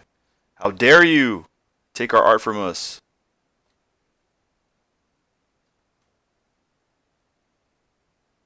Fucking void. Alright.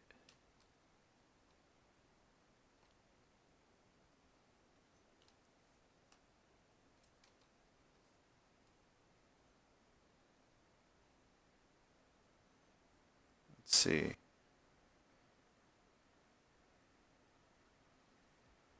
So maybe we stop with this about here.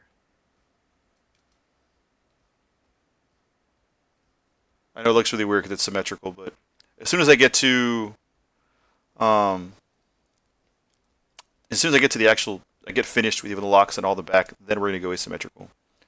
Actually, make a statue. Really, dude, Sentry. Yeah, I've been seeing Sentry quite a bit lately. There's been some good ones out there. Um, yeah, so that's a compelling character. Okay, so I'm thinking about doing. So I'm terrible about not planning on the next character. Like I should just focus on this, and I am. Don't get me wrong. I mean, you've seen like I've been in the zone working on this quite a bit, but in the back of my mind, because I just can't turn this off. I can't turn off my the I guess wanting the desire to want to do more stuff. I started thinking about the next character. Yeah, it is a lot of fun. So I have a couple of characters in mind that I really want to do. Again, we're sticking in the X-Men world because X-Men as a title is so hot right now. I don't know if you read any of the comic books and all that. Hey, thank you. Appreciate that. This is the details. You know what? You know what? You want to see some details? We're going to see some details. What I'm going to do next here is I'm going to open up the Marmoset file. You know what? Let me do that. So if you watched me in my last stream, you got to see me work on doing textures in Substance Painter. And I put a couple more hours into it after that stream. I think yesterday and this morning. Yeah. And I finished and I kind of tweaked the gold a little bit. We're doing two versions of Madalyne Pryor. We're doing modern version of Madalyne and we're doing the what's it called? The classic version. So we have classic up here. I'm going to shrink this down a bit for you guys to see. And then we have our all right, is there a classic and modern version of Madalyne? Can we see those up there? Yeah, you guys see them? Um,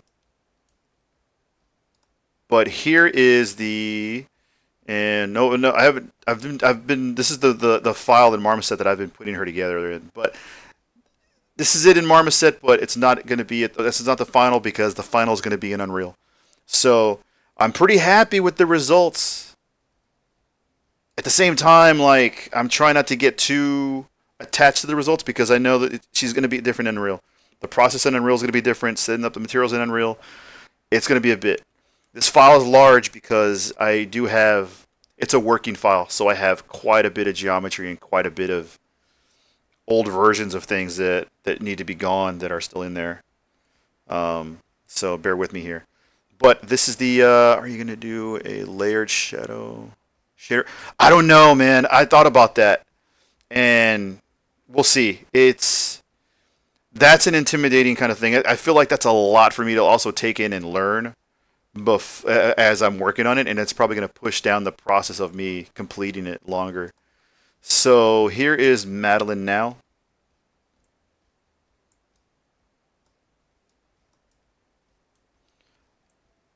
And I went in there and like I played with the shader and I also added some glint flakes in Substance to really catch the light a little bit more. And I think it's been pretty effective so far. Um, you'll notice that she has her medallion here, but I haven't made her cloak yet. So, and I think I just made my computer make a boo boo. There we go. Why is my computer? Why is it locked? Oh, it's thinking. That's why. Nope, it's not thinking. Well, there you go. That's Madalyne. We can't see anymore. That's it. It's just locked up. I don't know why I can't move right now. Oh, there we go. There we go. Oh my gosh. What? She should not be taking this long. It should not be chugging this much. Oh, you know what? I bet it's probably because I have OBS and I'm recording everything too. That's probably why it's like chugging quite a bit. Um, Let me put this on draft mode if I can.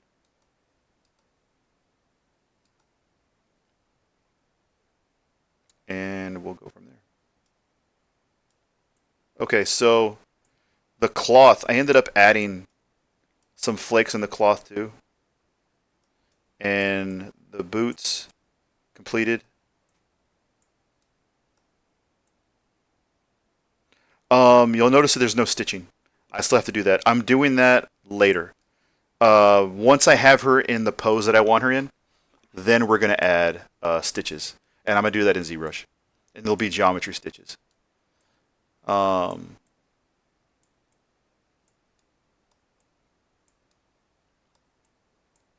Let me put it on. Let's go to full. And it's going to like really not like me when I do that. So here she is at full. Let me show you the modern version. You know, the modern version was an afterthought. I hadn't even considered doing a modern version until I started seeing more of her in the comic books in the last 2 months, and then I was like, you know what? What if I did two versions to kind of do it justice, like to show people that there's two versions of her out there. I know it's chugging quite a bit here. Let me see if I can get it down to. All right, so let me hide that. Here we are. This is the modern version. So I feel pretty good about what we've done here. I'm going to have a bunch of Easter eggs in the diorama. And one of those Easter eggs is Mr. Sinister's diamond is going to be up here on her forehead. I also put a silver X for X-Men, obviously. And went in here and added all these details and stuff and kind of etched up the gold, damaged it here a little bit here and there. You'll notice there's some clipping going on with it going into her arm. That's only because the version that I modeled, of the shoulder pads was on a body with the arms down and not an A pose. Yeah, thank you. I appreciate that. I saw all these versions with her shoulder pads that she has here. Like, let me make this a little bit larger. You can see the shoulder pads. And those look like, I don't know, it looks like 80 pounds of gold on her shoulders. And I really didn't feel like that was functionally sound for good old Madalyne. I mean, she's strong, but she shouldn't have to use her mental powers to also carry her shoulder pads. Like, nobody needs to be using their telekinesis for that. She needs to be focused on taking revenge on the X-Men and Mr. Sinister and all that. So, I hollowed them out and I kind of made, I don't know, this took me a couple of nights to fabricate. And it started off initially with just one arch. Because I saw that the shoulder pad has all these little arches and points. And I was like, well, we can still emulate those arches and points, but how about we hollow it out and make it look more like ornamenting as opposed to, flat out NFL shoulder pads of gold. So started doing that, and little by little, well, that's yeah, probably maybe it is like that, but that means that she's never going to be fully using her powers, and unfortunately, that's Cable's path, not hers. So, she's also got to manage all those damn goblins. She's got that whole shit to worry about. So, this is where we're at right now, and let me go ahead and back out. Maybe we can see some more of it. I wanted the leather to look used, and at the same time, I wanted to have all the details of the leather. Like I thought about doing stitching down the middle here, but I'm gonna leave the stitching towards the edge. You'll see it on here. I'll probably just do some black stitching along this area. And then I did a bunch of cracking to the leather on her like arm gauntlets, and then added a really nice little flake texture for the to kind of break up the leather and make it feel more porous.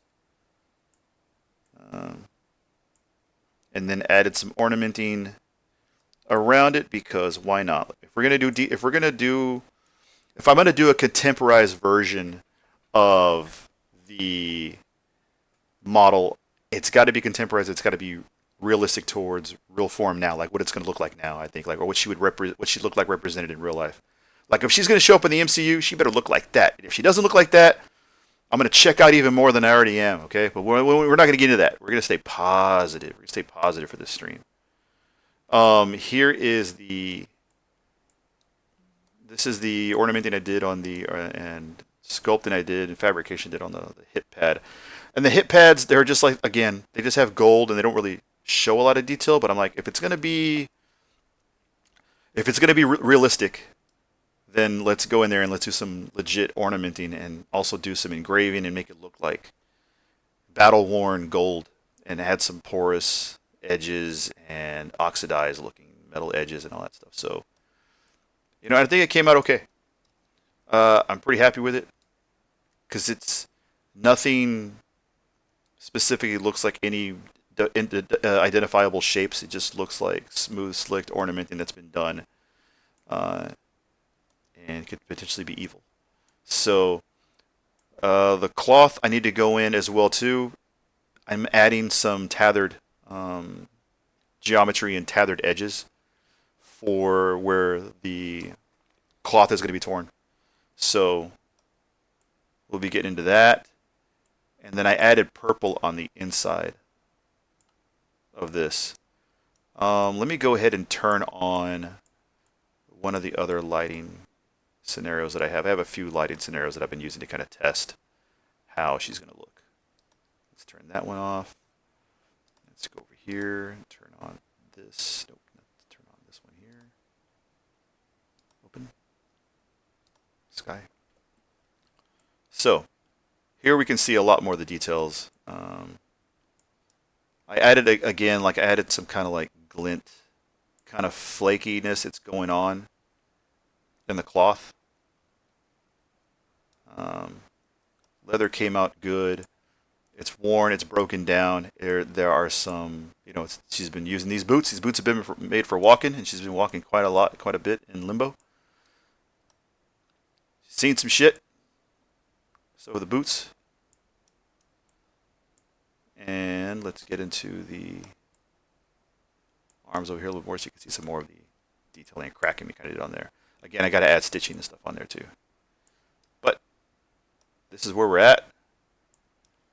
This is what we're cooking with. So far, so good. Like I said, so far the project has been going well. I'm happy with the results. Let me turn off this one and turn off the modern.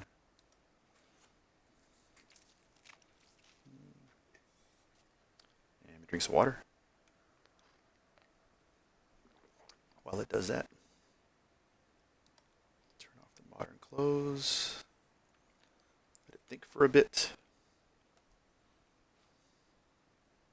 Thank you. I'm glad you like all the details, man, because I've been putting in the work for it. Yeah, I like that variant idea. Like doing a variant is awesome. Okay, come on. Sorry, the second I decided to hide and unhide stuff, that's when it decides to wig out. Oh no, I turned on get rid of that version. I also have a bunch of, oh yeah, this is another challenge. So I've made a bunch of versions and facial expressions for her, but if I'm going to transpose, well, it's going to get broken because you can't transpose a model with layers. If you do, it just gets completely destroyed. So I think what I'm going to do is I'm going to. I think it froze. Am I still instancing here? But yeah, I'm gonna basically have to bake the layers down and for one facial expression, and then manually place the head and transpose it with the different expressions when I have to do it. So I think that's what we're gonna do, and it sucks, but that's my fault for chewing off a lot more than what I should have. I'm going to. This is taking forever. Then what we're gonna do is we're gonna shut down Marmoset and get back to our objectives here because this is taking forever. Thank you for bearing with me and witnessing my computer as it's probably going to explode.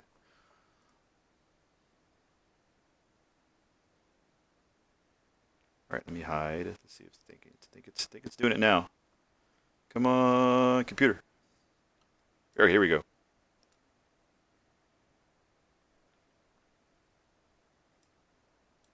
Okay, not really. Psych. Okay, here we go. So here you can see the flakes and stuff up close on this material. I want it to be like not quite leather, maybe like a stretchy material. Definitely like form fitting. Um, and yeah, so I'm gonna go ahead and close that. You've seen everything now. Let me close the window. Let's see, changes? No. All right, back to where we were. So that's the progress. Now imagine all this hair on that model, and that's what we're aiming for. Let's see, what else do we want to do? Maybe we move on to the back. Maybe it's time to start making the other forms here. Start doing this. Look at this. And that looks great. This is going to be fun to do in XGen. And I mean that with like the most emphatic sarcasm. I don't know. Like I can see doing this easier more than likely in with hair cards, but you know, we're not doing that. Let me hide the reference and bring back this here and put that in place for you guys to see.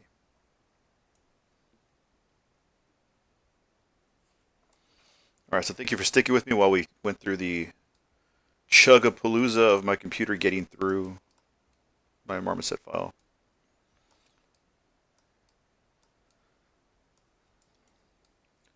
Let's see, what are we gonna do next? What should we do next? What do we see? What do we see?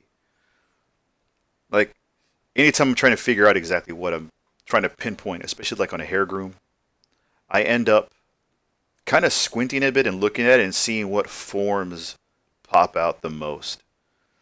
Or you could just go into Photoshop and you can blur, like do a Gaussian blur on everything and see what stands out, see what larger shapes stand out and focus on those. It kind of makes it easier.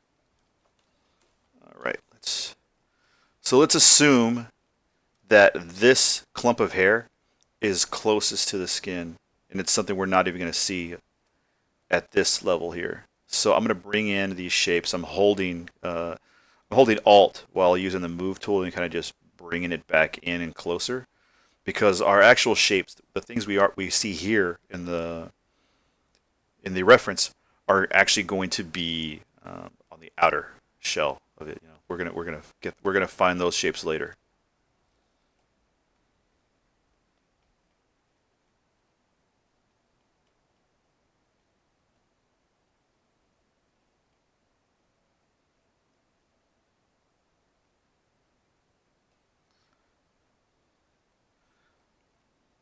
And let's go ahead and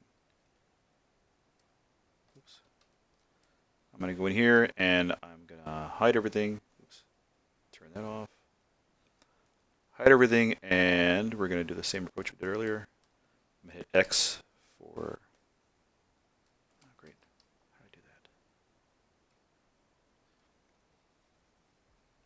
going to draw in my mask.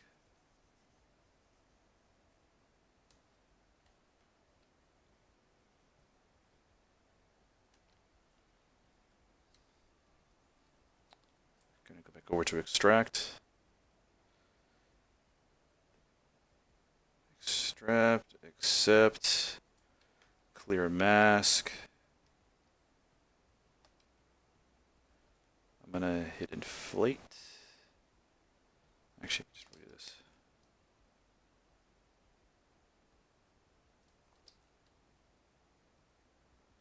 Also, if you don't know, another way of like also just doing internal inflate like that is just put your gizmo on here and click control and drag and it doesn't inflate.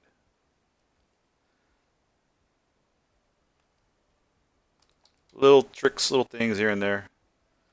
Most of the stuff I know is probably already out there and everybody knows, but you never know. Someone out there might not know.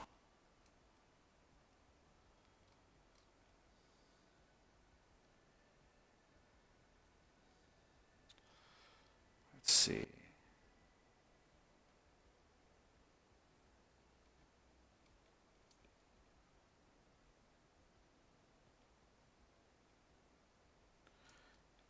And let me go to geometry, remesher, half. I'll bring this down to here. Whenever I don't care about the form too much, or I guess the geometry and its integrity, you know, like look at this, this is crazy stretched. I can't work with that. I wanted to get more uniform, but I always turn these down, the adaptive and the curve strength, because I don't really care about it maintaining the integrity of the curve silhouette. I more so care about the integrity of the polys. I want, you know, clean geometry like that. Look at that clean geometry, so clean. Damn, cleanest geometry you ever saw. And we're gonna go over here. I can bring these shapes down some more.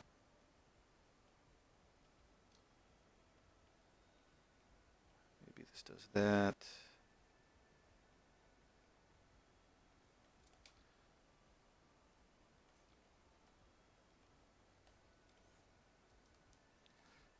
Let's go with let's turn on Beast Cook. I'm gonna go over to Sculptress.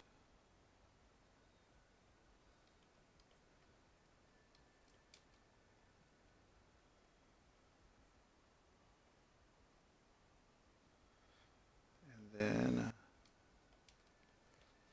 how about we also bring up the gizmo again? I'm gonna reorientate the gizmo, and I'm gonna hit Control, drag away. So now we have another instance of this same piece of geo. And what I'm gonna do next is use a move tool.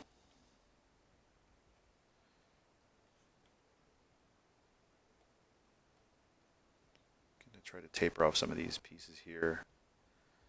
So I'm trying to think. I see how this clump here is doing that. It's the separation is so fine up here, but then as it starts to get to about the midpoint, this is when those clumps really start to show themselves.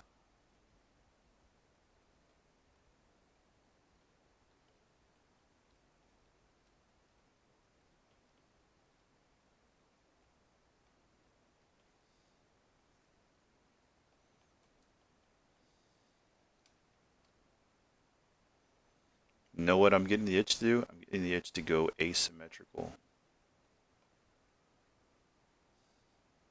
What do you think? Is it time?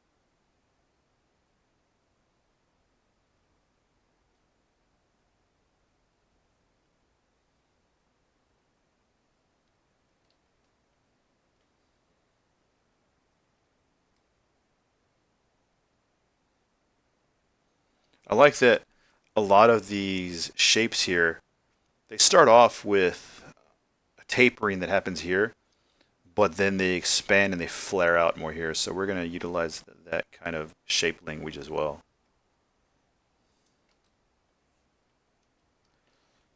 And again, we're going symmetrical right now, just till we get to the point where we feel like going crazy and we're going to start going asymmetrical. We're going to be doing that pretty soon here.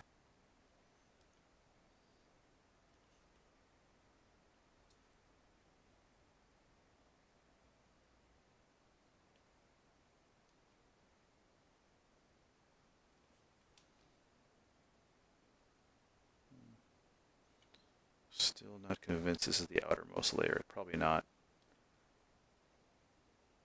We'll still keep her shape of her head not too big. I'm also debating on how much volume I should add to this, right? Like what would be ideal? Like are we good where we're at right now? How do we feel about this shape here? Is this the shape we want, or are we looking for something like I like this shape here, but this doesn't feel very voluminous. There's just a lot of hair, but it's not very voluminous. Like, I kind of like this flare out. So that means that the hair here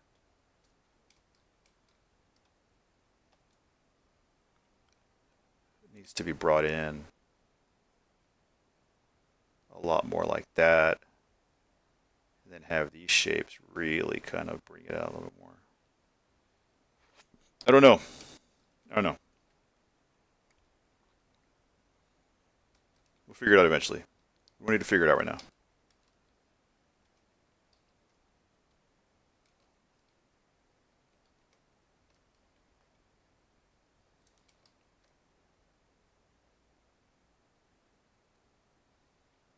I don't know. I think I do kind of like this shape.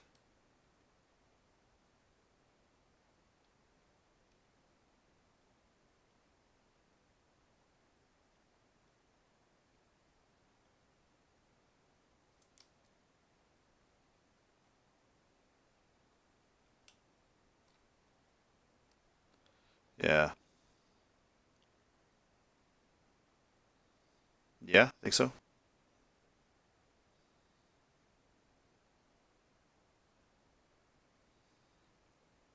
Yeah, I think so. I think we bring it back down here. Down. I think we flatten it up out here.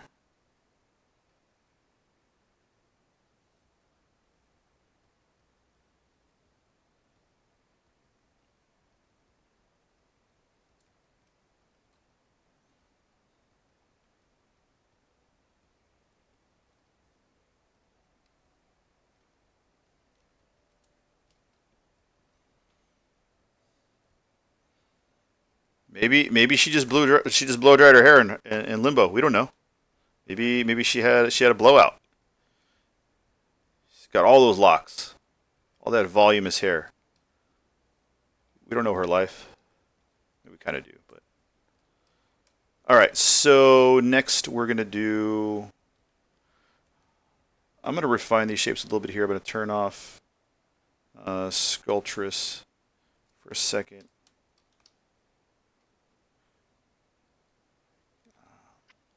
I'm gonna do a remesh again.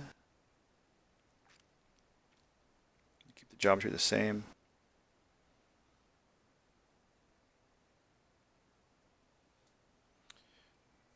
I'm also going to go to deformation and just kind of polish it up a little bit, clean it up some. Let's polish it a little more. I think, yeah, it's one of those things. Like I'm going to keep looking at it, keep looking at it, and be like, oh, what does this look right? Does that look right? What's best? What's best? I do think she needs to have a lot of hair, right? Like that's one thing across the board we see.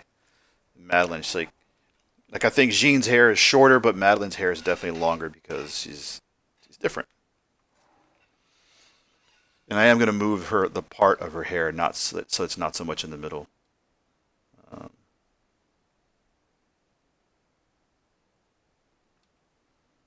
yeah, I'm still like I kind of want this to come up some.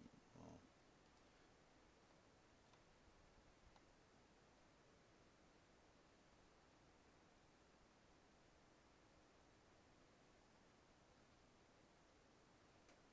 tell you what also makes a difference. Our girl ain't got no eyebrows.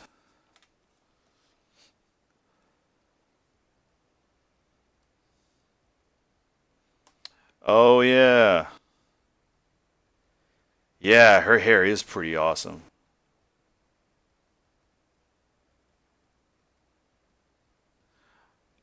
You know, posing the hair, I'm gonna end up keeping it. That's when it's important to just not don't combine all your shapes. I'm gonna end up creating a general shape like this. I'm basically gonna be making two hair grooms, but the because the one hair groom for the crown and the hair groom for the, this hair is different. It won't be crazy different, but it is different. Like her hair being pulled back, and I'm gonna have to draw some strands to come around and under a little bit on the crown because it's more like a tiara kind of crown like that. So I'm gonna be doing that. Um, but I am gonna keep all the strands separate in clumps in ZBrush separate so that it'll be easier for me to pose all of that individually in poly groups when I get to transpose. As for an XGen, when I'll be done in XGen, I'll be basically tweaking and moving splines. Oh my gosh, look at this. I always love, you know what? One of the dreams, one of the goals is to end up on here one day, and be on the ZBrush background, Yeah, so that's what I'm gonna end up doing. There's no easy path, I think, but at the path through is to be sure that I don't get too destructive and combine all the pieces of stuff. I don't like doing that anyway because I like getting as much density out of my subdivisions. And if the larger the piece, the more spread out and the more dense the polys are going to be in certain areas as opposed to where I really want them, and that's going to be like in sections or locks. Like honestly, the way these sections are here is probably going to be close to, but there's going to be a lot more shapes and a lot more subtools to it to fully give me all the strands I need. So yeah, it'll be something else. Let's see. Like I'm trying to think also about how much should I crop her face in. I do kind of like the idea of her face being cropped quite a bit by the hair. I mean, we're not trying to make horse blinders or anything like that, but I'm just saying, like, I kind of like the idea of, if you want to make eye contact, you got to be like right here in front of her.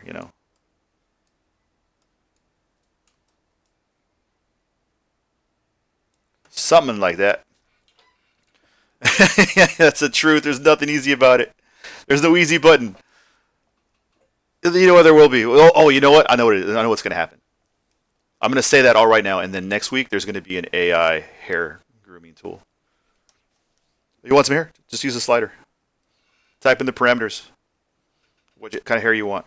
Boosh. Man, if that existed, man, I'd be really conflicted on not trying it.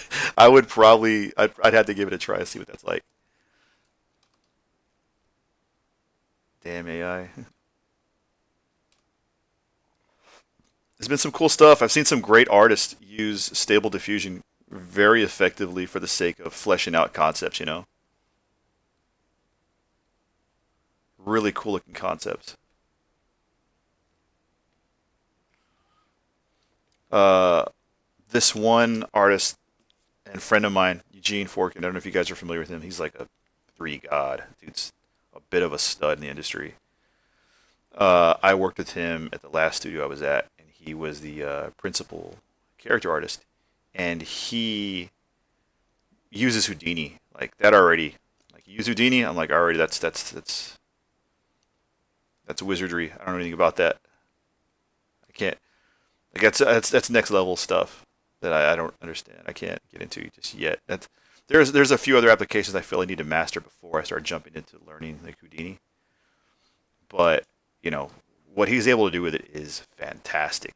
But he took some of his models that he initially did in ZBrush that were unfinished, and decided to take them into Stable Diffusion and flesh them out more by creating the depth map from ZBrush and rendering a couple of images. And man, like the results are pretty awesome. And it's not the sampling that people are all talking about, that are taking concepts and stuff. It's refining the look based off images of people's hair that he was using. Like he was using like real world reference of hair and his model, and he was able to do some cool stuff with it. Kind of got me thinking. I was like, man, like there's a high probability even I would consider using an AI for the purposes of fleshing out my concepts. Like I don't have the time and I don't have the patience to sit there and flesh out a concept in 2D. So there's a high probability I'll just end up using my current model and do that instead. I already do things like that when I'll take a character into Photoshop, like a couple stills, and start to refine that a bit. I don't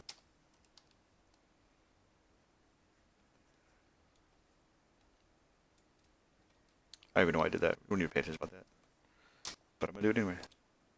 Oops.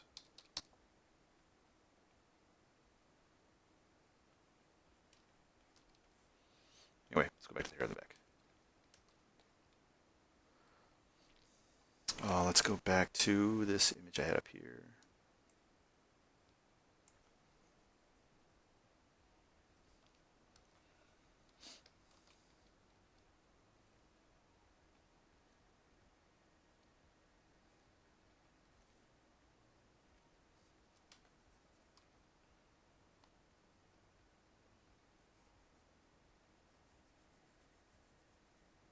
I'm just going to extract a piece from this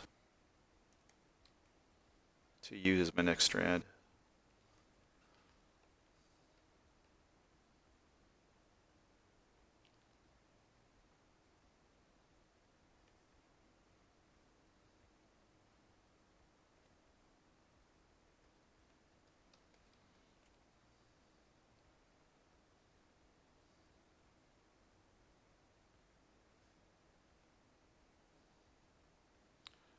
I'm kind of just going through the same steps of what I was doing before, where I'm just quickly going in, changing the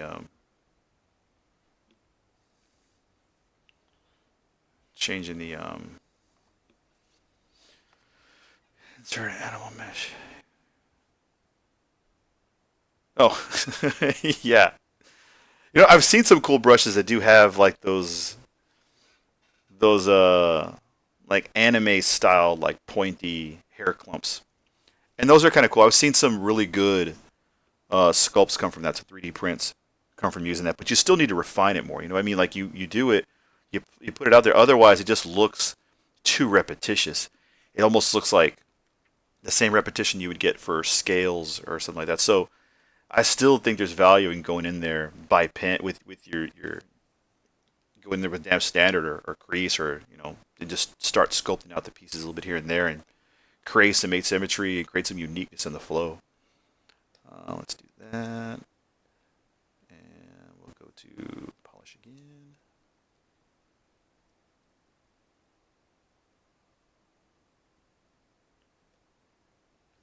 Bring this down some more. Let's go ahead and get this down to half. Nope. Yep. This range. Bring it back.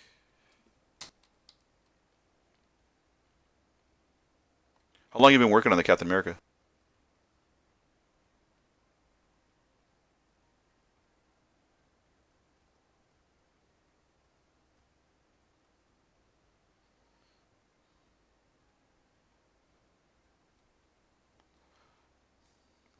Let's see. It's going to be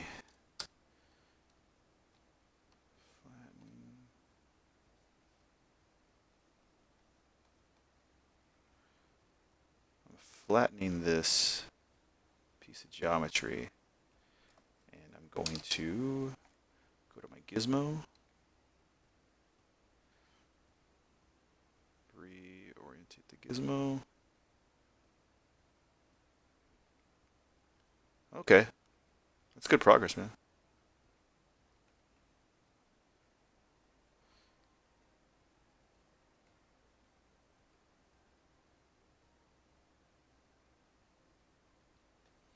I kind of want to twist.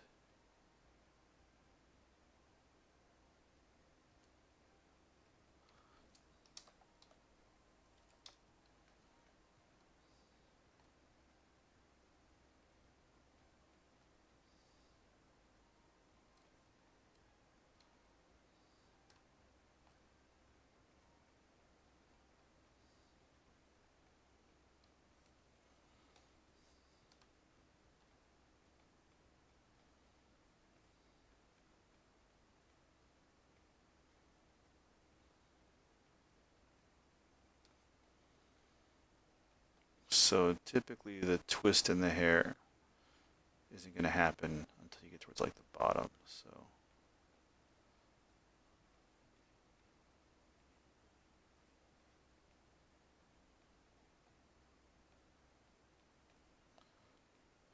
that's where they normally put the curls.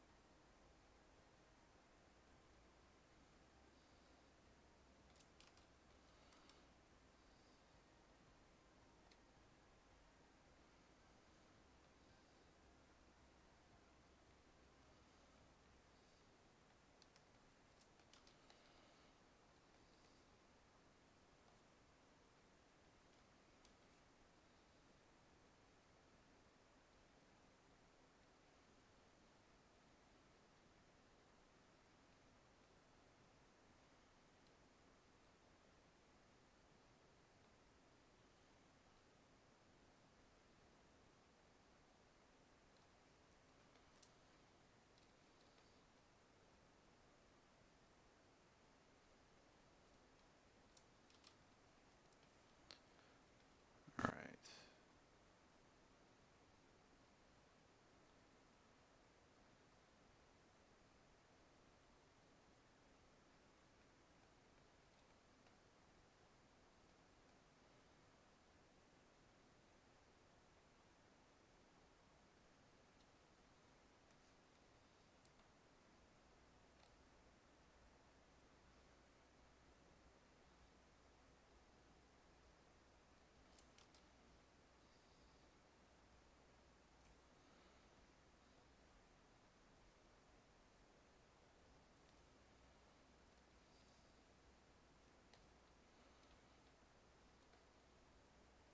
Yeah, I think it's time for asymmetry.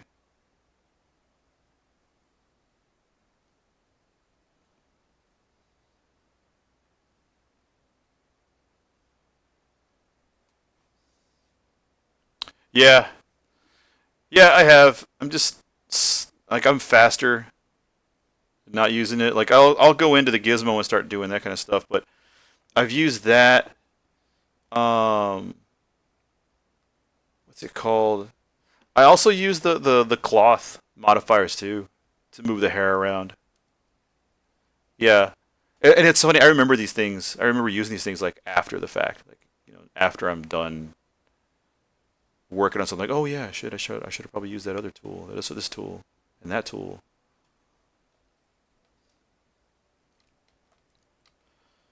Let's see. Let's go ahead and do.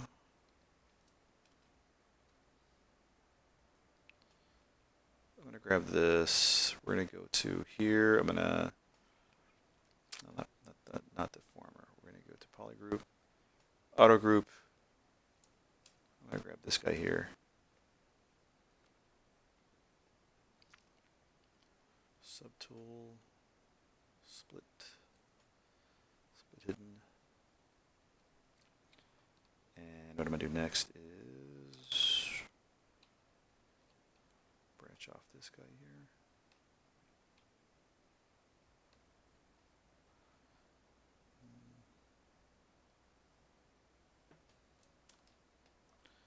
And this clump is going to be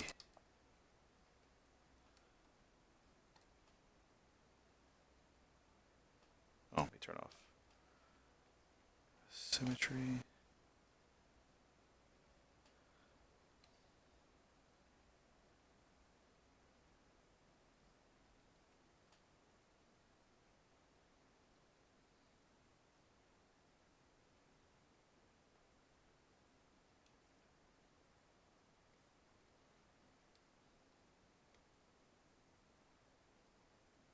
I'm going to create this strand here that kind of hides behind another one.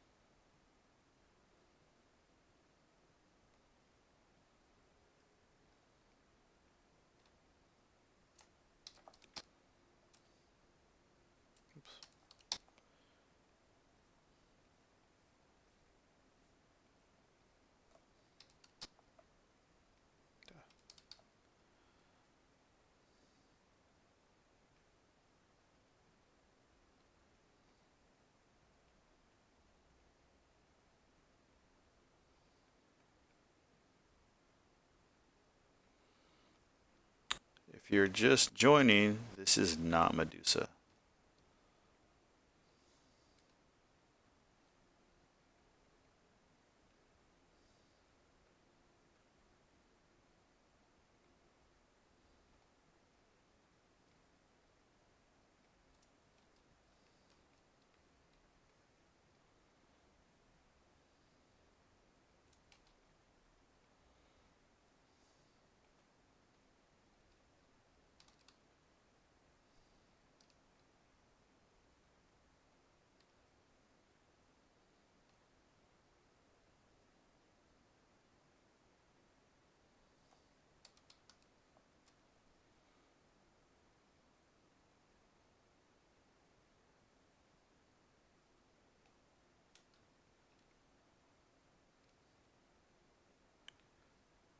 This one should do more like, actually,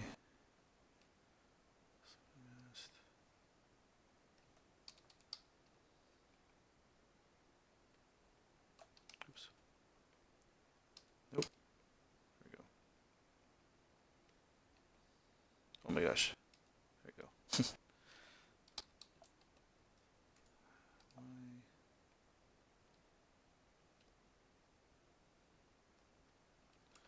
Wait, why didn't it give me, should be a softer bend than that. What? I don't agree with, what is, huh, why is it not respecting my mask? Let's try that again.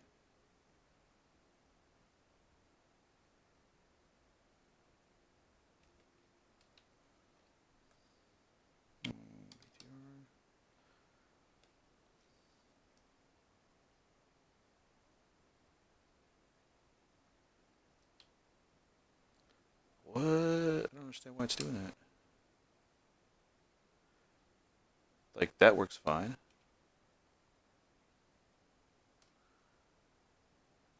Oh well. This works fine too.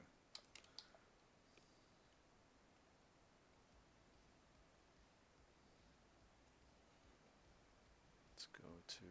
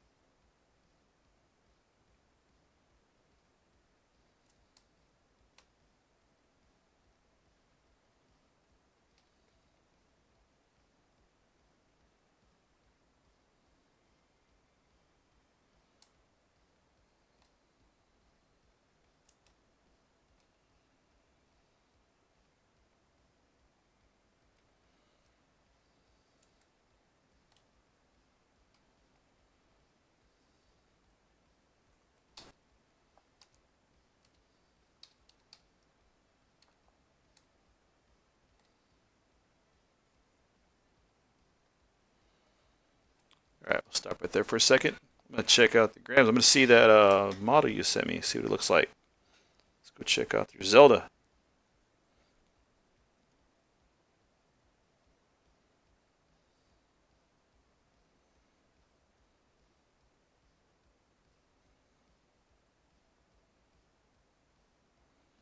Oh wow, this looks awesome. Great start. How long have you been working on it?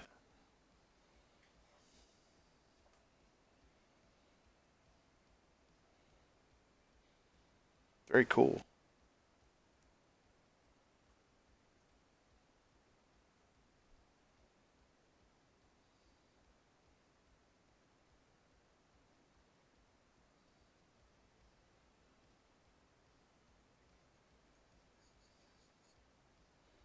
Yeah, good work on the expression.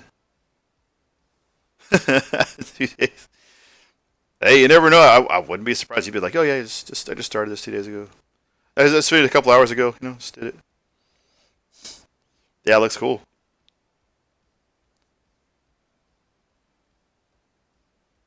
There we go. Yeah, neat. Cool details going on the armor.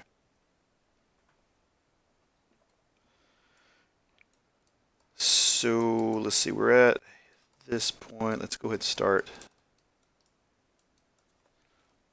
doing the asymmetry over here. I also jump around a lot on my projects. I don't stick to one area. Like I'll flesh out as much as I can in one area, but then little by little I start going elsewhere because oh shit, wrong one. Just to stay fresh. Like I don't know if I focus on something for too long, then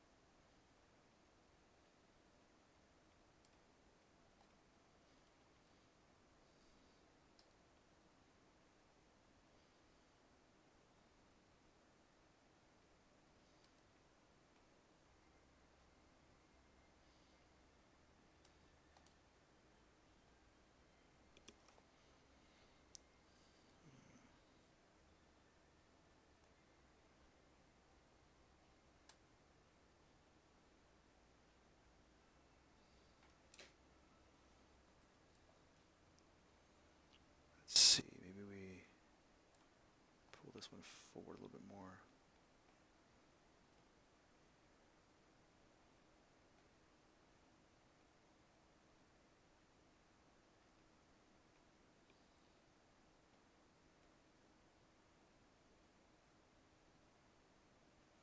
Doing my best here to avoid any straight lines of the hair because you definitely don't see any straight lines.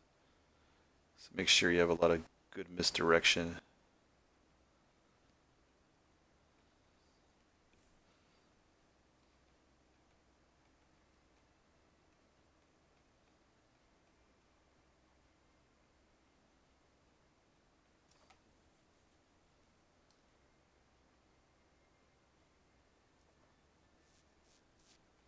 Let's see.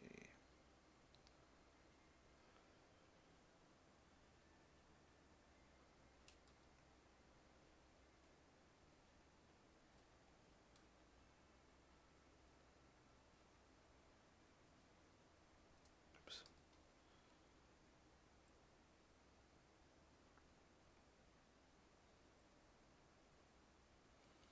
Let's isolate this one. I'm going to bring this strand in a lot smaller. We'll do this kind of shape.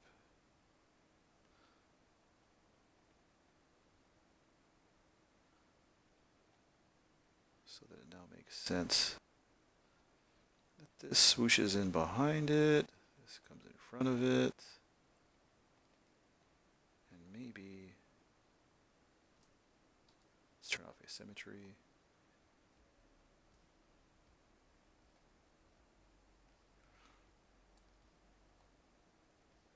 Do a bit of that.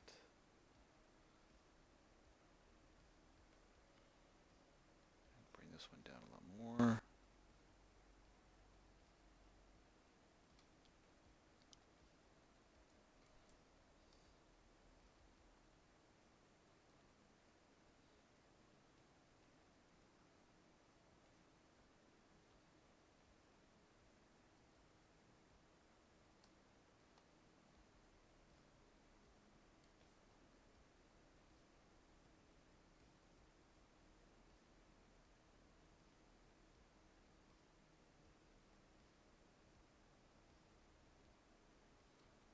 Yeah, like, I haven't even made one change in subdivision levels or anything like that. We're not even in that stage. All we're doing is just pushing and pulling stuff.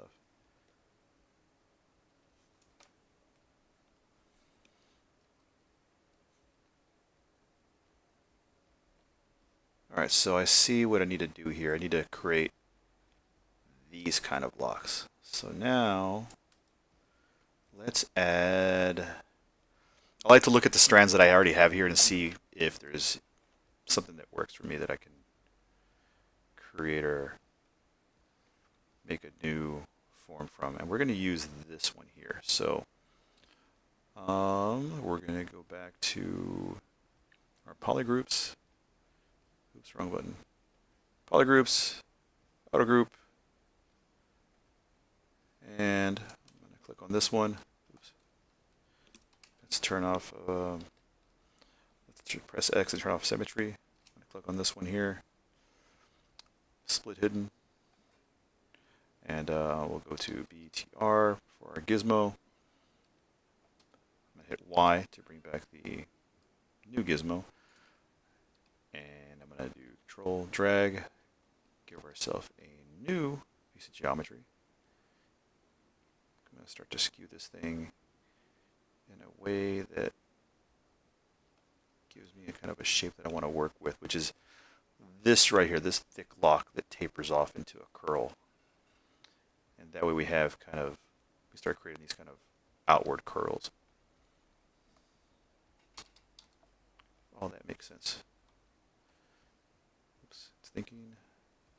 Let's turn that off. I'll taper this off up here.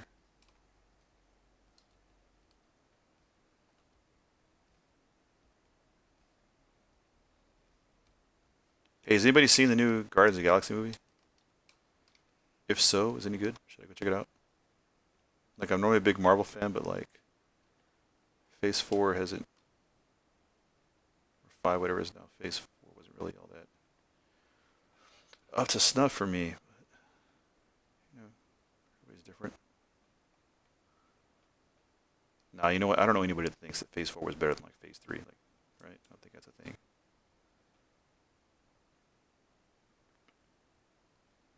So I definitely want to check that out. But it'd be nice to also have some good recommendations from the Art Fam.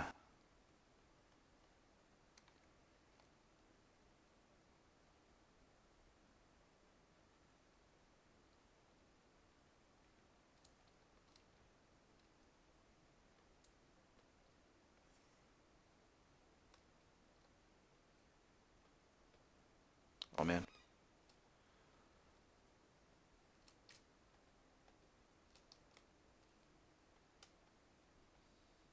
Have not seen it, yeah. Yeah, same here. Oh, no wonder. I'm over here double clicking on it to give myself some new job to hide one of the polygroups, but it's the same polygroup. Silly. So now we've done that, we'll go ahead and go to Geometry. Sorry, subtool. Split hidden. I see there's some kind of like weird stuff going on there, but I'm not worried about it.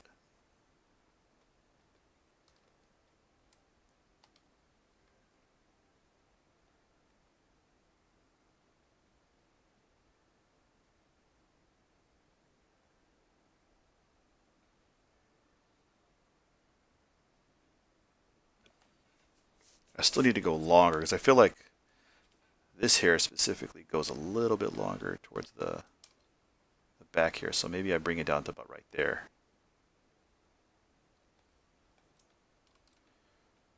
Man, she's going to be fire with this hair, right?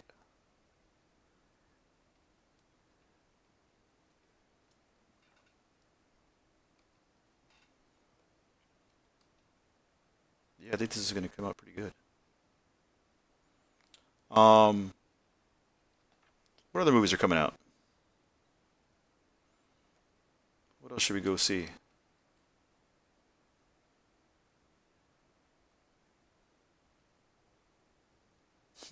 Fire!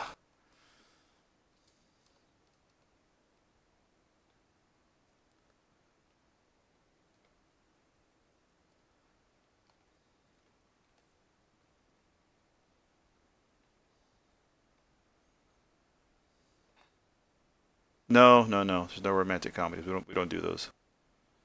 All those in favor of never seeing romantic comedies ever in their lifetime say yay. Yay! Look at that. The yays have won. Moving on. What's next on the docket?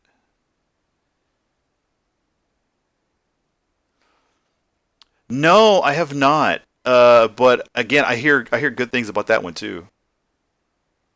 Have you seen it? Is it good? How'd you feel about the voice acting? Speak truth only. Psh, psh. Got your lies. Truth bombs. That's all I see. That's all I speak. Yeah, I'm about to check it out then. It looks fun, and I heard there's like a lot of nostalgia in it too, and I'm a sucker. I mean, hello, we got nothing but synthwave going on right now, so let's hear it. What do you say? What do you say?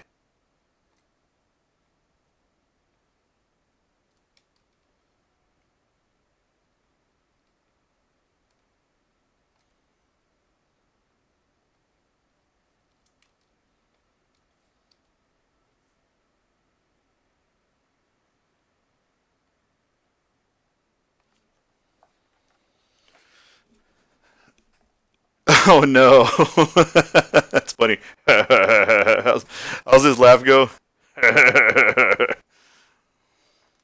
Yes, I like Seth Rogen. I don't mind him.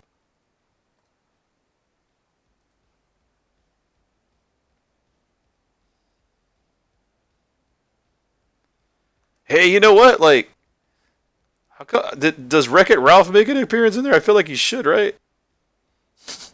I mean, he's in this CG game world, right? Does he make a cameo? I think that would be a cool cameo. Um, who's the voice of Toad? Anybody famous? That's cool.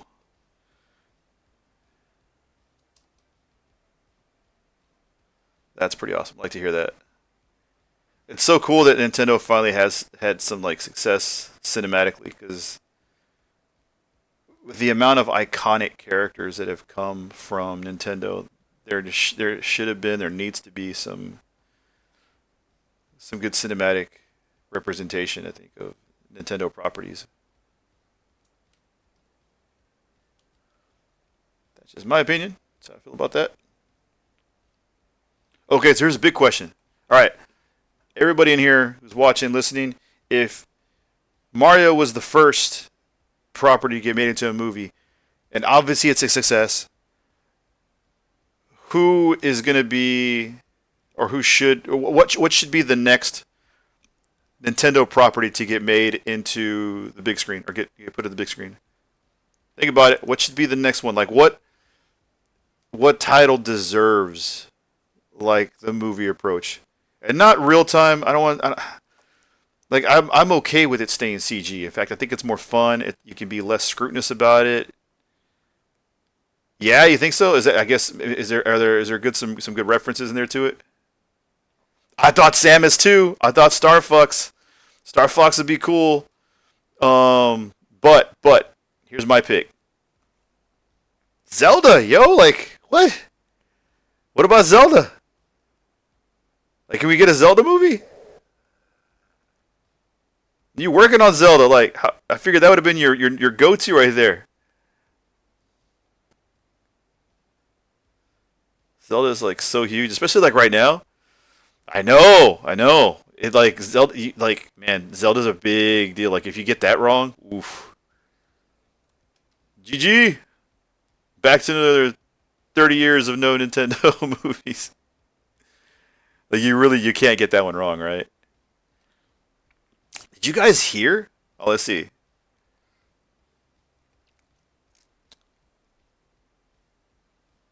Yeah. You remember when Sonic first came out and they just released a trailer, everybody was like, that's hot garbage. Had to change it. They literally had to change it.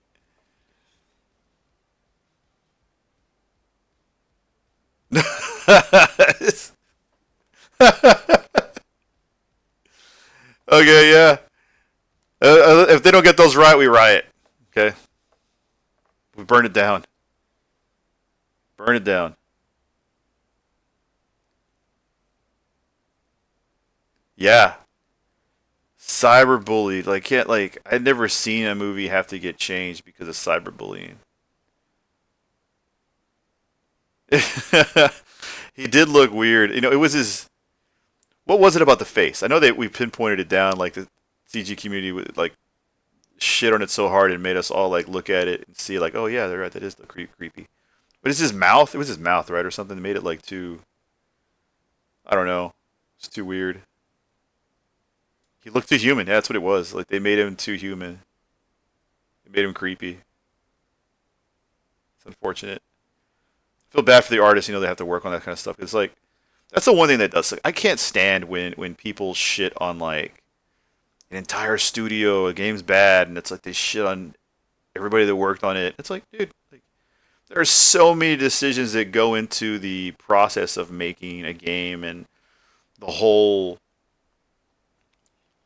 machine, the finely tuned machine that it takes to pump out like one game, one successful video game. Like it's a miracle any game is successful when you consider how many moving parts there are out there, you know. But yeah, it was disturbing. I remember seeing the trailer and I was like, "Oof, this looks like shit." Yeah, and then they changed it. And I heard it was good after that. Like, it did really well enough to get a sequel. In fact, is it gonna get a third movie now? I think it is, right?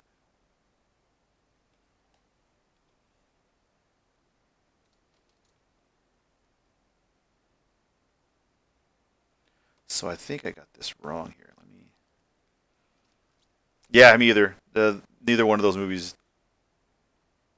I didn't rush to the theaters to see those, to either see any of those movies. I heard they were good, but you know, not really my jam.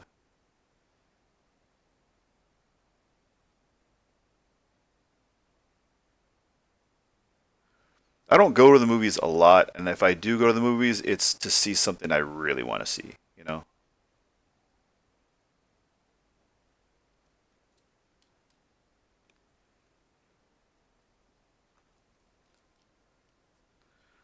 Okay,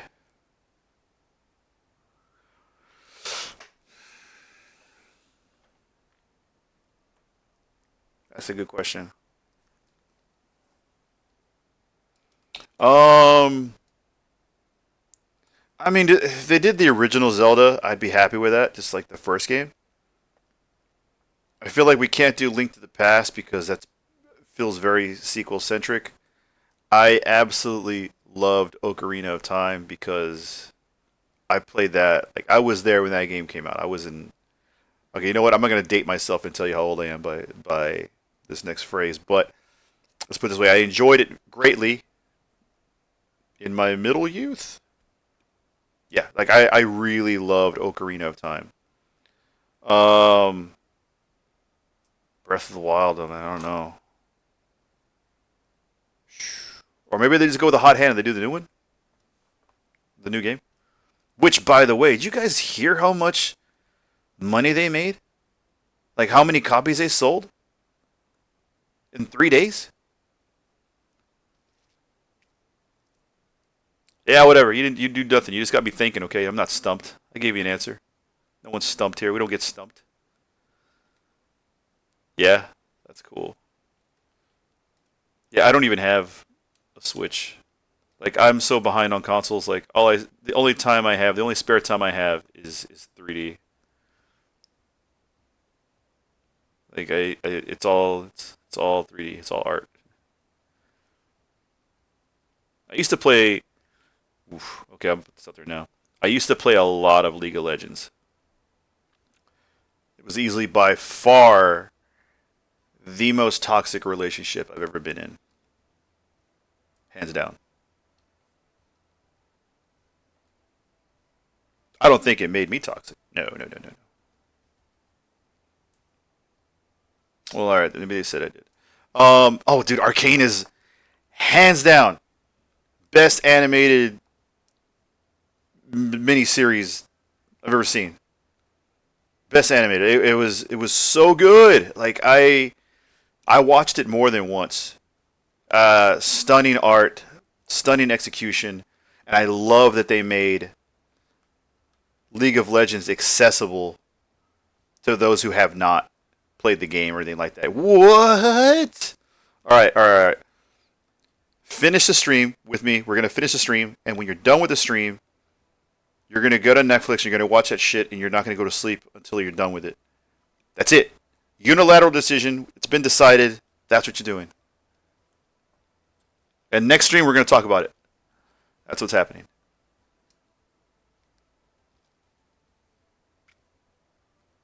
It really has. It is absolutely amazing. The so the all right, okay, we can make this happen. Okay, there you go. Yes, so excited. We're gonna binge and shit. But like the acting, voice acting, superb. The character design is done based off of the same studio that did the KDA, I think, animations too. Look, did the characters, and man, I can't speak highly enough of the the way they created the characters and the art style for it.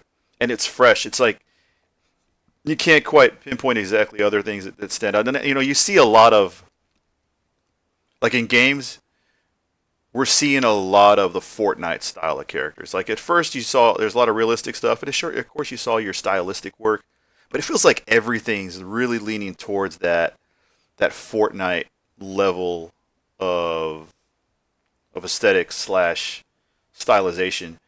But this is stylized, but it still felt different because the visual effects that went into it as well don't feel so stylized. And the worlds that takes place in, it feels really lived in, really fleshed out. And I love that they're gonna probably revisit other parts of the world of League of Legends and all that. So should be cool. But man, when I played that game, oof, it took a lot of time. And people be like, "Why are you so toxic?" I'm like, "I'm not toxic. I just want to win more than you. That's all. If I have a stronger work ethic and I want to win more, that doesn't make me toxic. That just makes me a better competitor." That's what it was. Yeah, yeah, yeah, yeah. Seriously, like everybody ate up Borderlands, and that's Gearbox's bread and butter now. Like they're all about it. They care two shits about anything else they're working on. As long as Borderlands is their cash cow, they're good. I don't blame them. If you find something that you can capitalize on, by all means do it. Let's see here. Let me go ahead and make another strand like this one here that kind of feeds into that one. Yeah, Borderlands. Oh, Dishonored. Dishonored has a really cool art style as well. I really like that. It's like every stylistic, but every character's ugly. Like every character has like this grimy look to them, and the hand painted textures. Everything looks pretty grungy. Like I don't know, I can't really quite describe it, but it looks cool. It reminds me of the. You guys all saw Love, Death, Robots, right? Yeah.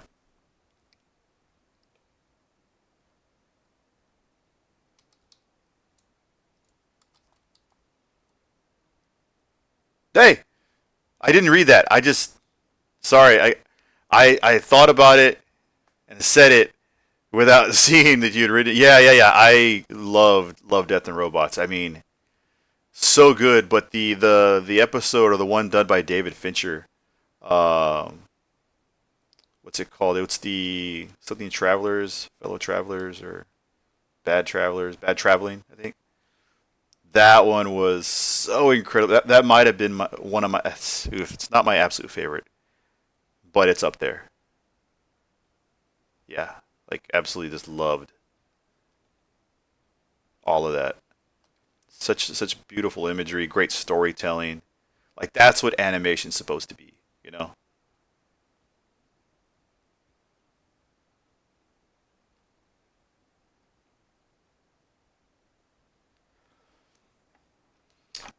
That's the something paradox. No, wait, no, it's that one. That's the one where they get. Are you talking about the one where they get lost in that void and they're getting presented with like fake imagery, and then when he comes to reality, he sees like the horrid like hive mind that he's a part of. Like this, that one is sick. That's a really cool one. Um, Let me see. The one that was my favorite is done by and directed by what was his name? This guy is an absolute badass, and I hope he gets the opportunity to actually make something cinematically outside of animation if he ever wants to, just because his whole art direction is pretty great. Let me see. Where's it at? Where's it at? The one I'm looking for.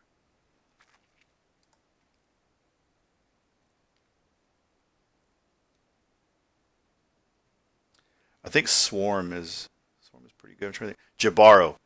Jabaro is like that was such a good one. Um, oh yeah, yeah, yeah. That one was really pretty. That one was really nice. I almost forgot about that one. So you just mentioned it right now. That's a great one. Yeah, it's a pretty great one. Like I love that you get exposed to different styles of animation as well. You know,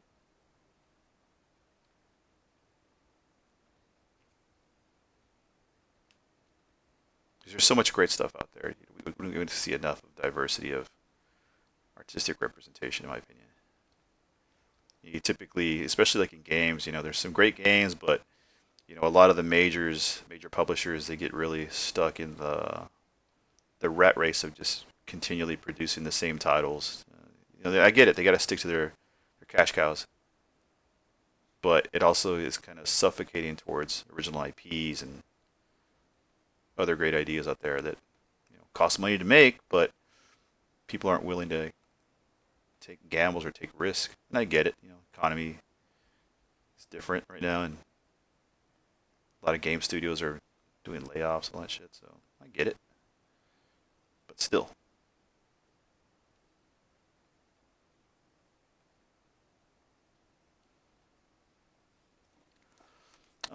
Shit crash is one.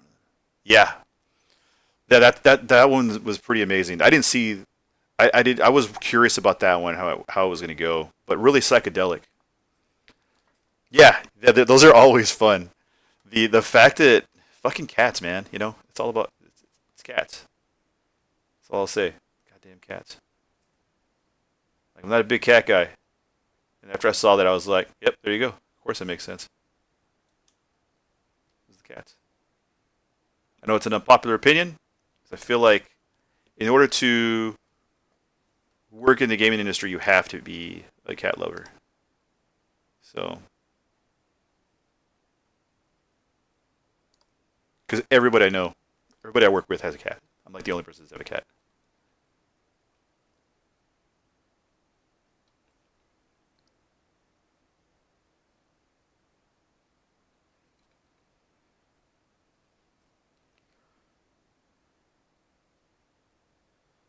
All right, now I'm gonna make.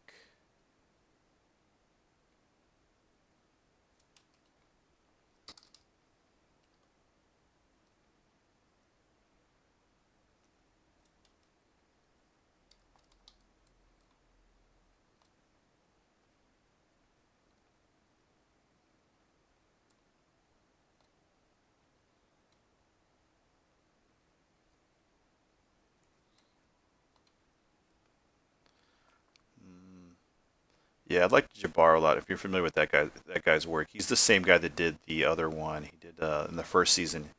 He did the Witness. Yeah, like I couldn't tell in the Witness how much of that was real time. Was it real or was it just rotoscoped animation? Was it mocap? And then to go in and see how he made it and see that all of it was legit pure animation. I was like, all right, yeah, yeah, yeah. Blew my mind.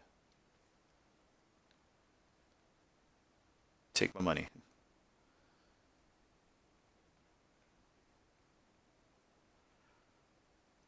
Do you remember that one, Jabaro? That's the one with the Spaniards, and the siren in the water.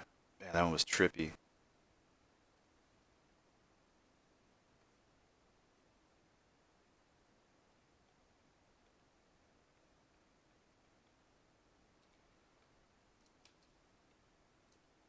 So the final version of this is gonna look similar to what we have here.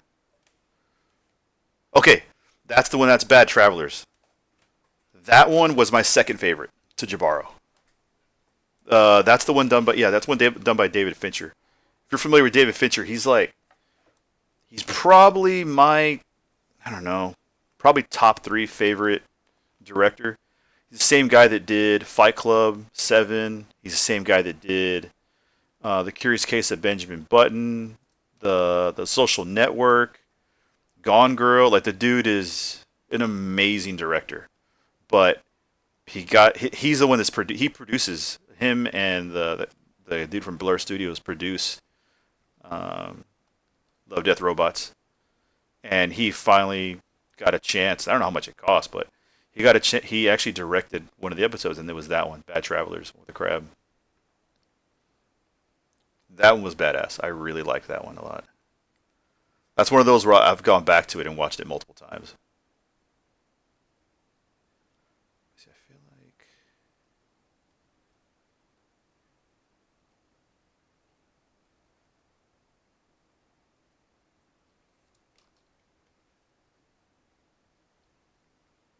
all right. So maybe what we need to do is, oh no wonder. Let's do that.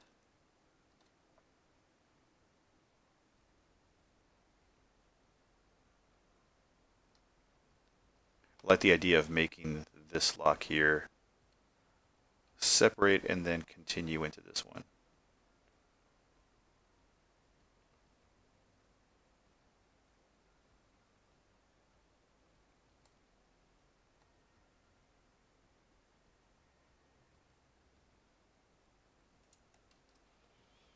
All right, let's see what we got.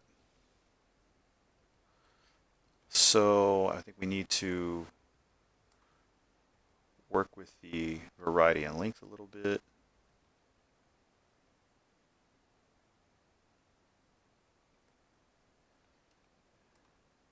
Yeah, we loving it. This is good. Okay, cool. Yeah, same here. It's going pretty cool so far. It'll be even better because, like I said, once I really get into refining all these shapes and going back in and sculpting the lines into all this, using that brush to start creating some more individual strands, it'll really come together. And then I'll have to do it again. Yep.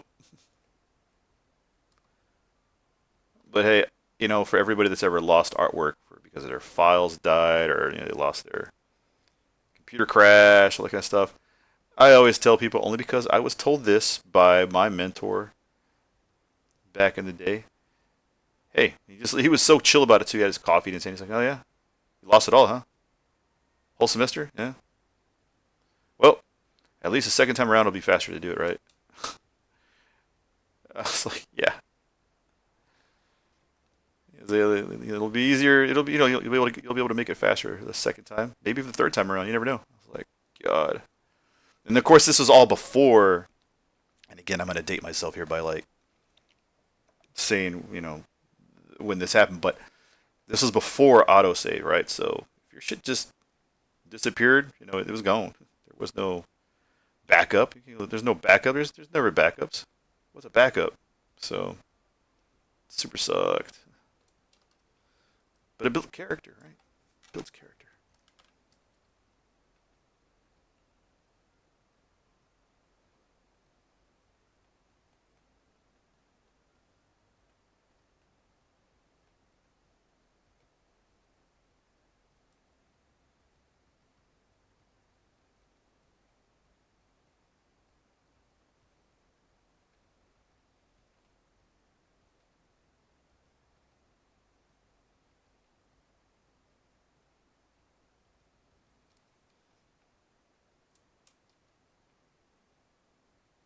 Hmm. Let's take a look at some more of the hair. See, I like how this looks too, but this is actually less. This is smaller. Here, I do like how this looks. This looks pretty fire.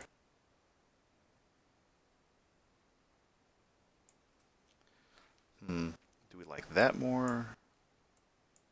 Probably this, right? This is what we're going for, right? Oh, you know what I need to do? Yeah, yeah, yeah, yeah, yeah. Okay, okay. Got an idea. Let's try. Let's bring in the. Where's it at? T. What? Let's go back to B, T. There we go. Click on this guy here.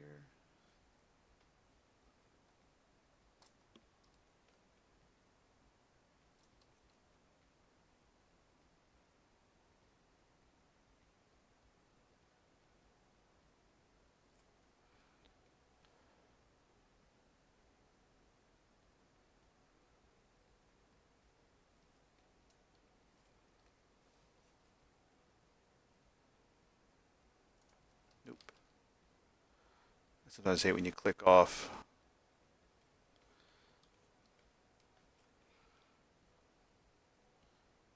I will check it in just a second. I'm going to add more to this.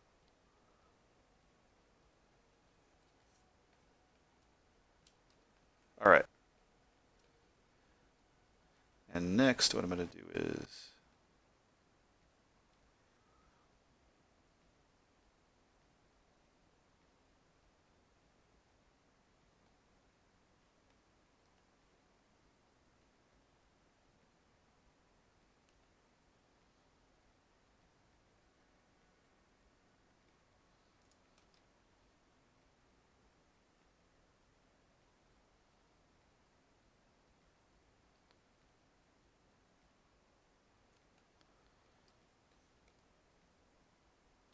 All right.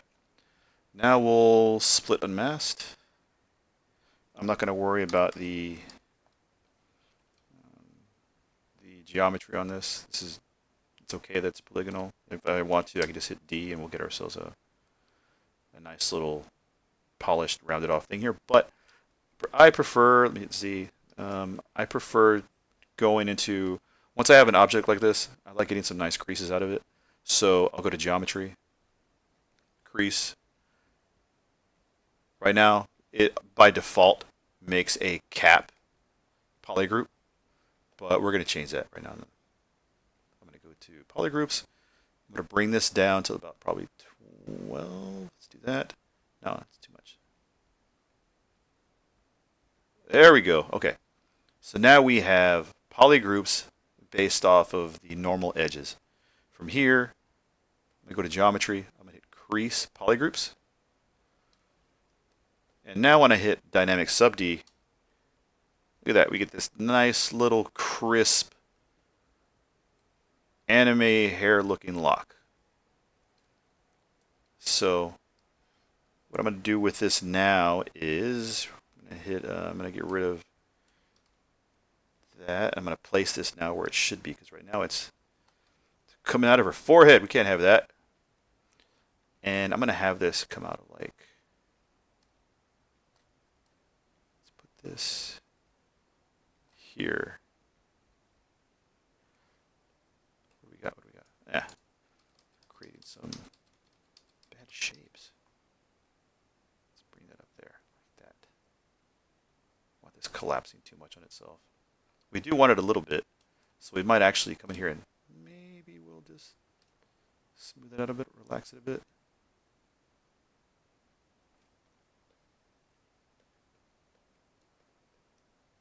So that it blends into this lock up here. And then I'm going to come through and I'm going to relax it a bit. In fact, I'm going to relax it a little bit more up here. And there we go. A little bit of that. Maybe it gets a little bit thicker in that area, but definitely tapers off over here. Let me check this update. See what we got.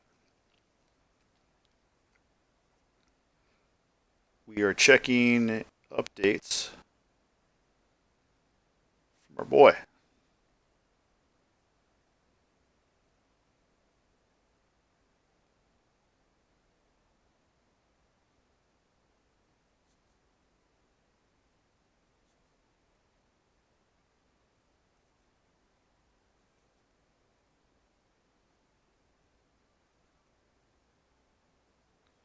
Let's go to... All right. Oh, dude, I like his foot up on the hammer. That's kind of good, man. That's a good little subtlety. I love Easter eggs. I'm going to be putting some Easter eggs in this diorama as well, too. Yeah. He looks like he's really contemplating. He's got that whole, like, King Conan kind of vibe, you know? I dig it. Very cool, buddy. Yeah, very cool.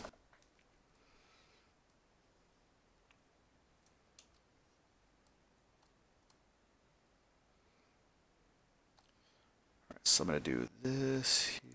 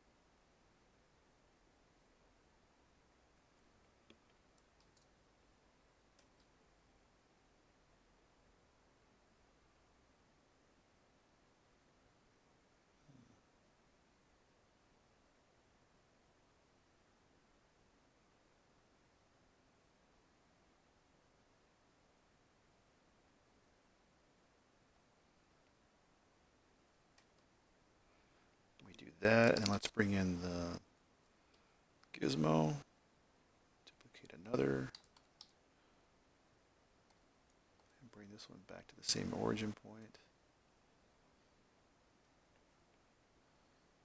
Have this collapse on the other one, so we have a separation and reconnection of both of them. And we'll thin this one out too a little bit more.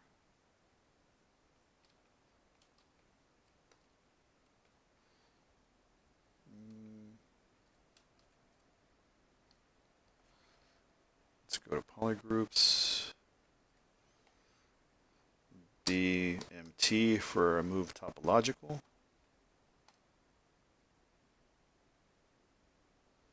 So we actually have that kind of going on here.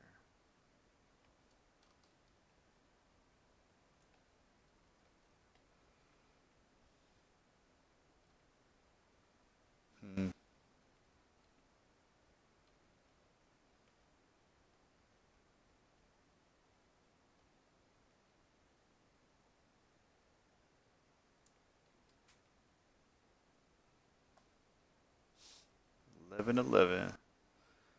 It is indeed.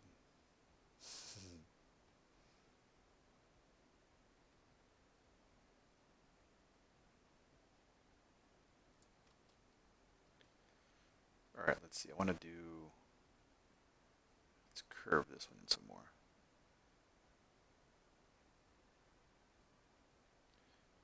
Bring this one down.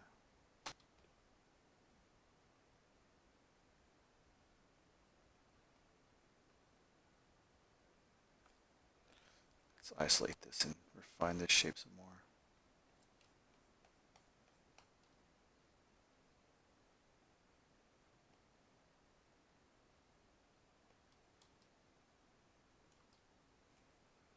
I'm going to go back to deformation. And let's polish this up a little bit. There we go. I think I like the idea.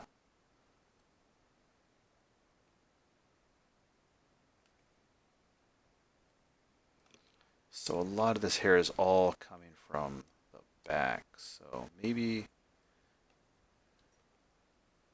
how about we bring this in that way?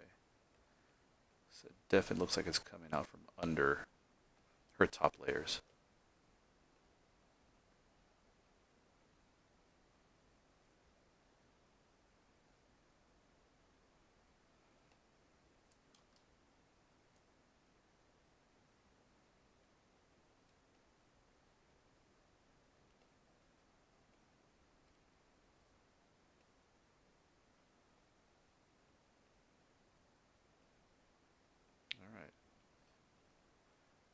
Okay, that's going good there.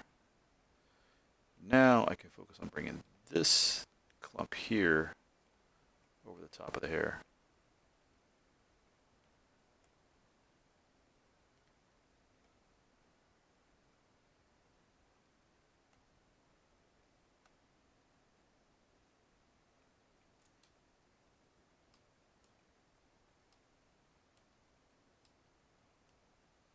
All this stuff looks ugly, but we're not paying attention to the beauty of the pieces we're not seeing. Again, like I said, none of this stuff is going to be a production model. This is all blockout.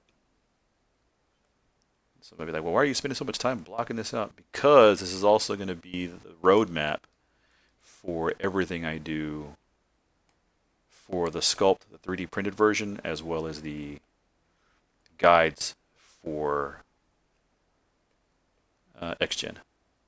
Because we are going to take this into Maya. We are going to do XGen. You know, has anybody here used Fibershop? I hear it's pretty cool.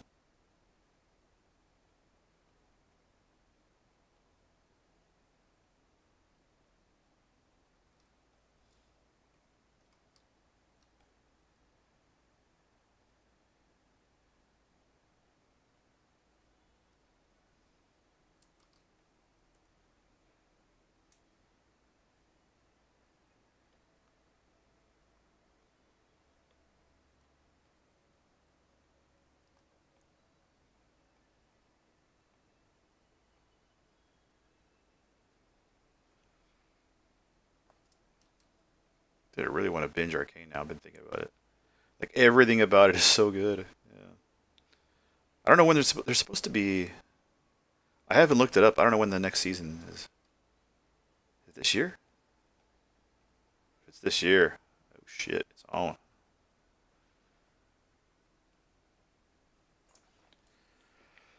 There's so many great characters in League of Legends too, so I'm really curious which ones they're going to bring in this next season and explore.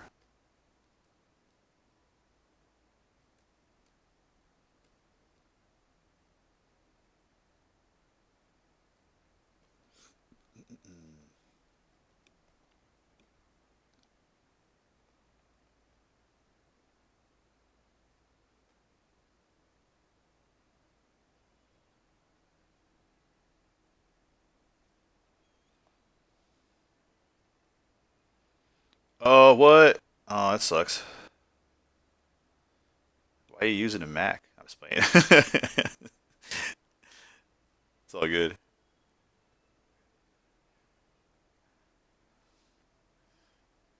I don't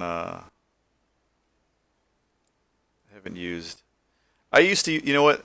Back in the day, I used a Mac, but I only used it for specific purposes. Like I did a lot of video production and some audio production, and I had to use a Mac to do it. So Macs are awesome. The thing used to always get me is I used to hate that it would take so long to get software on a Mac. Like everything just gets produced at a later rate. I don't know. And then I used to work on the and work in apps and designing apps with a team, and we always it was a hassle, and we had to go through all these hoops to get stuff to work on iPhone. But when we did get the app on the market, it was easy after that. Whereas, you know, I'm a Droid guy, but using designing for Android, there's a lot of there's a lot more to do because there's so many carriers, there's so many phones that use Droid, so you have to port everything perfectly. It's kind of like with a PC. There's so many variables that decide if an application, video game, or anything like that's going to work because of all the different types of OS combinations, GPU combinations, and yeah, that's why making games for consoles is better in that regard. But I mean, I personally like PC gaming just because you get the realm of graphics that you can play with. It's vast. But at the same time, I say that, but at the same time, I know that consoles now are the capabilities are huge. There's no that delta between a strong PC graphics and console graphics is actually really close. So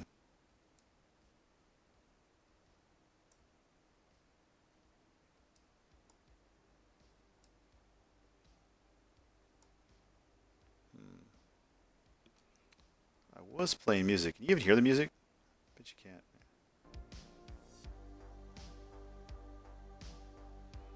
Yeah. Let me see.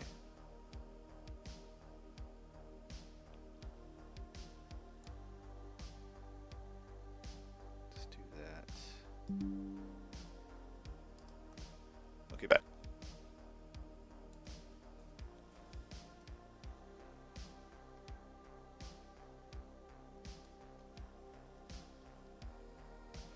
All right, let's go to here. I'm gonna remesh this because I want to get some cleaner geometry to kind of play with. Bring this down to again, and then we'll go to same. Actually, no, we'll go to half. And let's see how clean this looks. So clean, look at that. Ship it. Same with this one.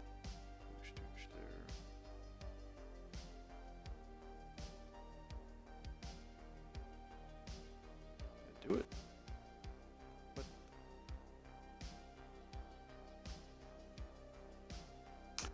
It doesn't like it. What's up with that?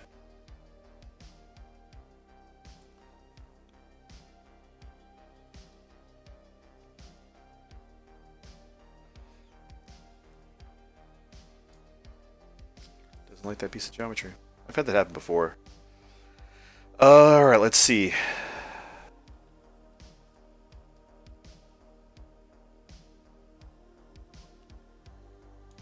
We need to work on the back more. Alright, let's go back to this madness back here. Alright, I think I need a lock that's going to... Wait a minute, you know what? I think am I missing a lock? No, it's right here.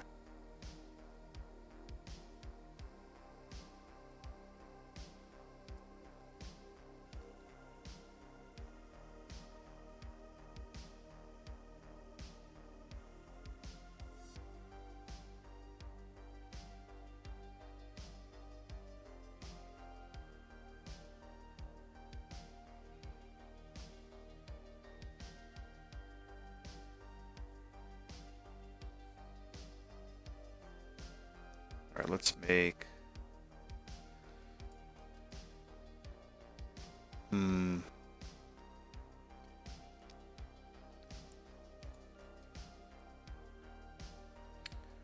know what? Let's append a square.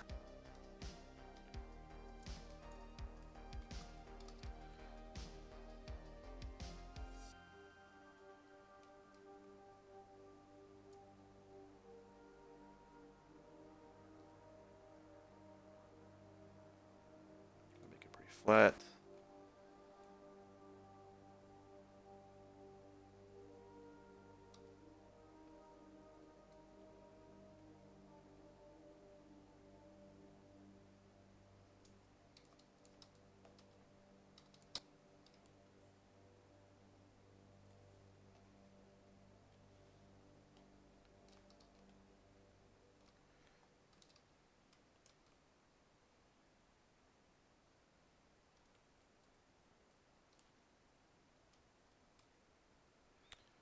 And then I'm going to hit easy here.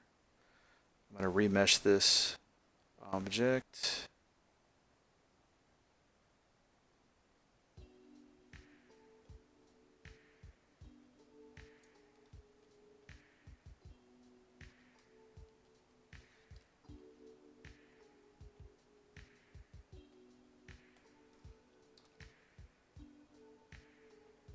Taper that off.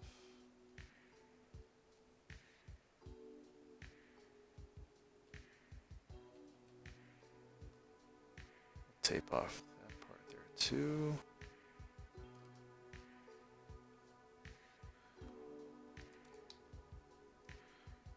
Let's do this. Twist.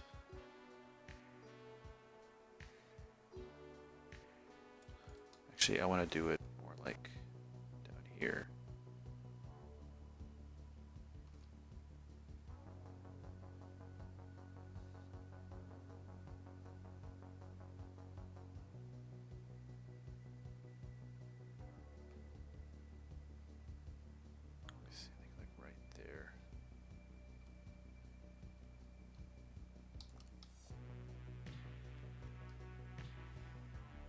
So I'm making a new little strand here that I'm gonna put in here, but I kind of want to get it to twist.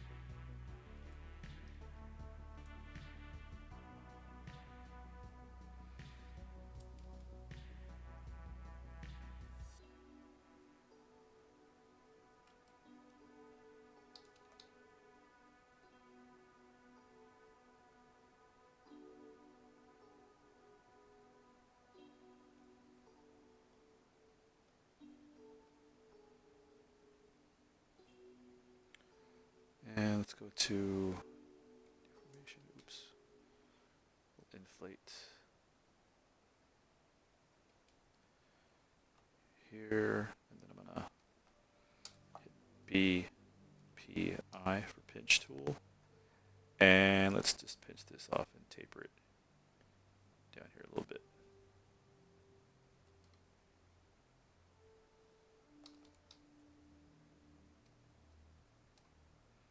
I'm gonna stick this hair strand in an area that is poking out from under the other ones, and then it'll come out around. So maybe this one here.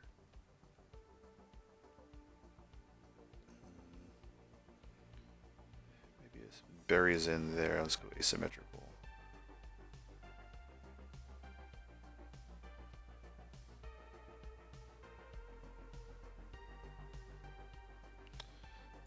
Let's see. I think maybe.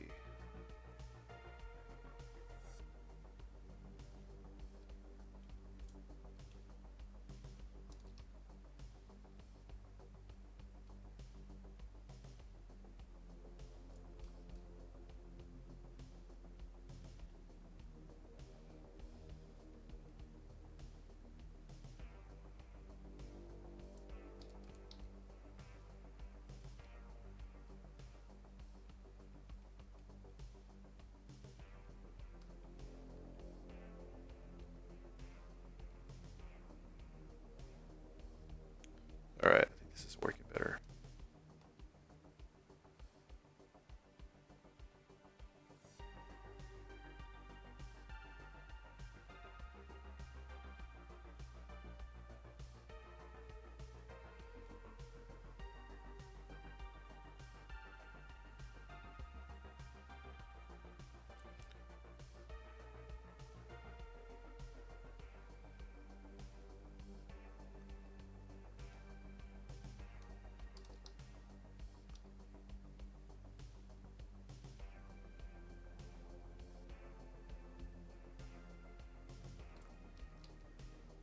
Let's try that again.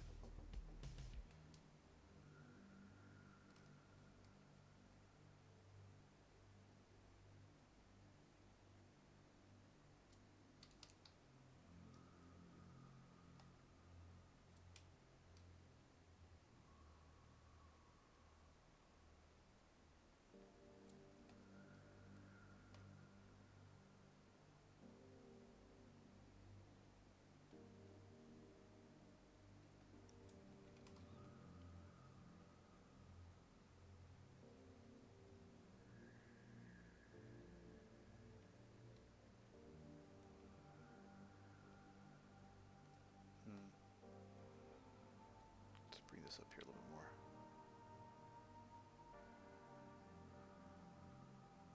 All right, I'm gonna make it poke out from like this area up here. You always want to hide your origin points of your clumps with your hair. It'll read better and it'll make more sense.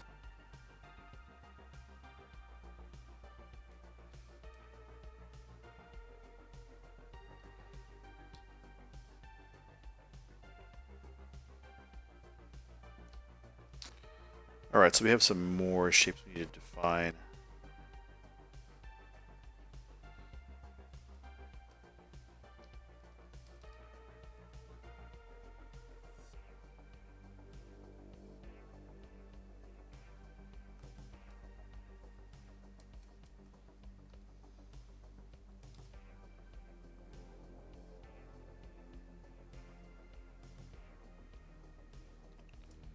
Alright, I'm going to take a quick break. I'll be right back. Don't know if y'all go anywhere. And while I'm gone, I want you to think about where we go from here. What do we do next? What part do we focus on next? The hair. And I will be right back.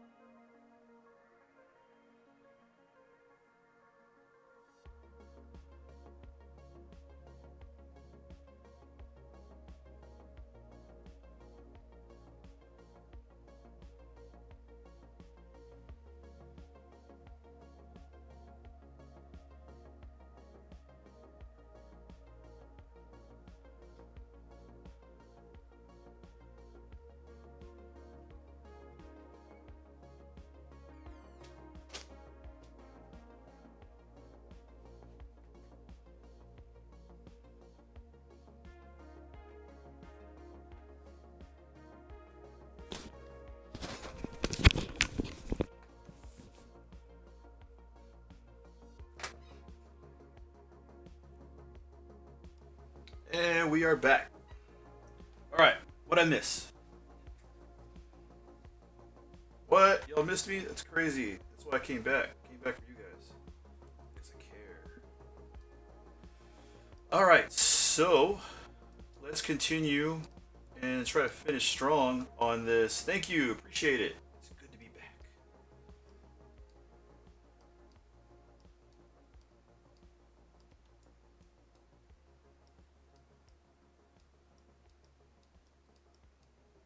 Let's mess with this little twisty twist we have going on here.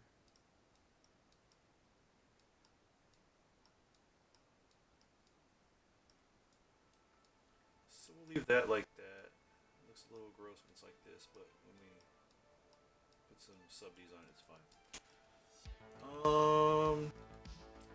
Another thing too, I'm a sucker for, and I think you have to, is I'm always checking silhouette.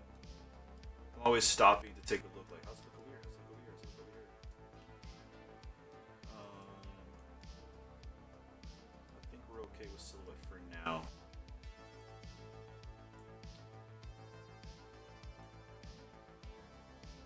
Let's see what else. Gosh. So the final state, as far as like the diorama is concerned, where she's the way I'm going to be depicting it, she's going to be walking, and she's going to be walking triumphant, and I'm going to be putting some Easter eggs. I know how you put the Thor hammer in there, but I'm also going to put Easter eggs from the X-Men world in the diorama so that we can see exactly what's happened here, right? We're going to see that not only is she doing alive and well, but she's triumphant. And she's going to be depicted like in limbo, but it's going to feel like limbo's kind of spilled into our world. Because on the ground and riddled around her are going to be elements of other X-Men characters that have been there that have been vanquished because she's won and all of her goblins are there with her. I'm going to have her walking, and as she's walking forward, her hair is going to be blowing back, right? She's going to have her hands out, and I have to make a cape too. I haven't done it yet. We'll probably do that in Marvelous Designer. We might do that in the next stream. So, and I'll tell you guys right now, I still consider myself a novice at Marvelous Designer. I'm nowhere as good as I should be, or as I could be, but it's one of those things where I get to play with it and I get to work on Marvelous here and there. It's not something I do full time, so when I do get a chance, I do like to go ham and have fun in there. So we'll be making a. Oh, she's based off Madalyne Pryor. Do you want to know the story about Madalyne Pryor? I can tell you the story about Madalyne Pryor, like right now. And so yeah, so she's I have to show her, and she's gonna have a cape. So the cape's gonna be flowing behind her as well too. There's gonna be a lot of kinetic energy going on with it. Not like crazy that she's not gonna be doing like a Psylocke drop kick and stuff in midair like we always see her get depicted. She's gonna be moving forward while, like I said, she's triumphant in the fact that she's finally gotten her revenge, and she's gonna have all of her minions because she is the Goblin Queen. So the other character, the other creature that I was working on that's in my Instagram and that I have a blog on in an art station, that's one of her goblins. That's like an Uber Apex level goblin that's gonna be in the diorama with her. And I have a bunch of other ones, like little ones, more like cute ones that have bigger heads, like you think of them as far as goblins are concerned, and then more like Phil General looking goblins, and they're all going to be like there at her feet as she's walking forward. It should be cool. Being that I want to 3D print it, I have no idea how big this is going to be because I was thinking 1/4 scale. And if it's going to be 1/4 scale, it's going to be huge. It's going to be really big. Yeah, I don't know. Those are things we're gonna worry about later. We'll get into that stuff later. We'll get into the weeds of how we execute this later. In the meantime, just keep moving forward. Keep doing our thing.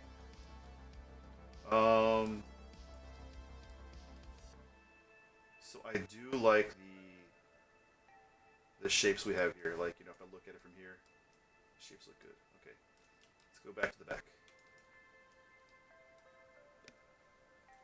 Yeah, Madalyne Pryor, aka the Goblin Queen.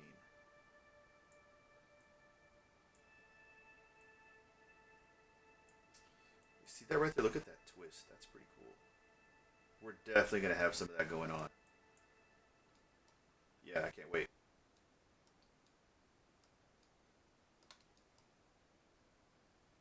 Yeah, we're gonna have some twists going on like right around here, coiling around down. Same here. For right now, I'm good with these shapes and contours. But in the meantime, I'm gonna come back here and kind of flesh out some more what I want to do. I definitely want to avoid this kind of shape that's going on here. We have like a circle. We don't want that. I don't want to create something at all that's going to be that's going to stand out. Let's see, maybe this goes here because you're not going to see like a shape like that naturally. So let's do what we can to kind of get rid of it. And length, we're still good with the length of hair. Oh snap! I just thought about something. Oh, I just realized how much more difficult this is going to be.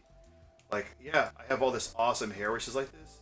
How am I going to do all this? How am I going to move all this stuff? And like, yeah, it's just like you said earlier.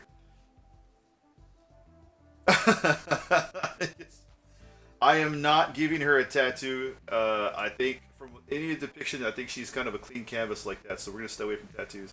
If anything, maybe she has like an X on her somewhere, but for like the XPD. But I feel that's kind of derivative. But yeah, I don't see any. She has no tats. See, here's another version of her. I am gonna be making. I don't want to like say too much, but kind of like to leave it a surprise. But you know what? Sharon's Karen. It's Friday, so on the ground and around her, this is one of the images that inspired me. Is this one right here? You see this one? Like how badass is that?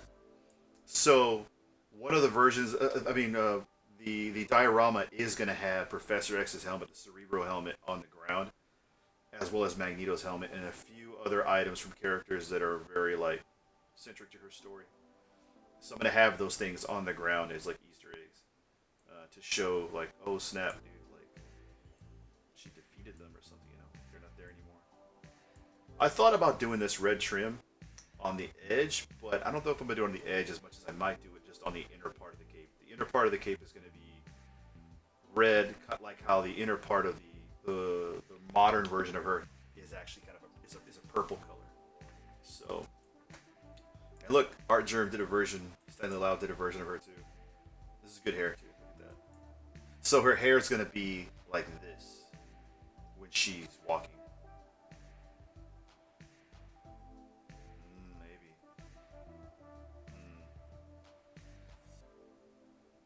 Maybe. So yeah, I also thought about changing and giving her like darker lipstick and stuff too, but I haven't done that yet. I am gonna keep her. In a lot of depictions, they have her with her eyes kind of whited out, so I might do that as well too for one head swap. Have the evil eyes like that, and then the other versions will have the green eyes.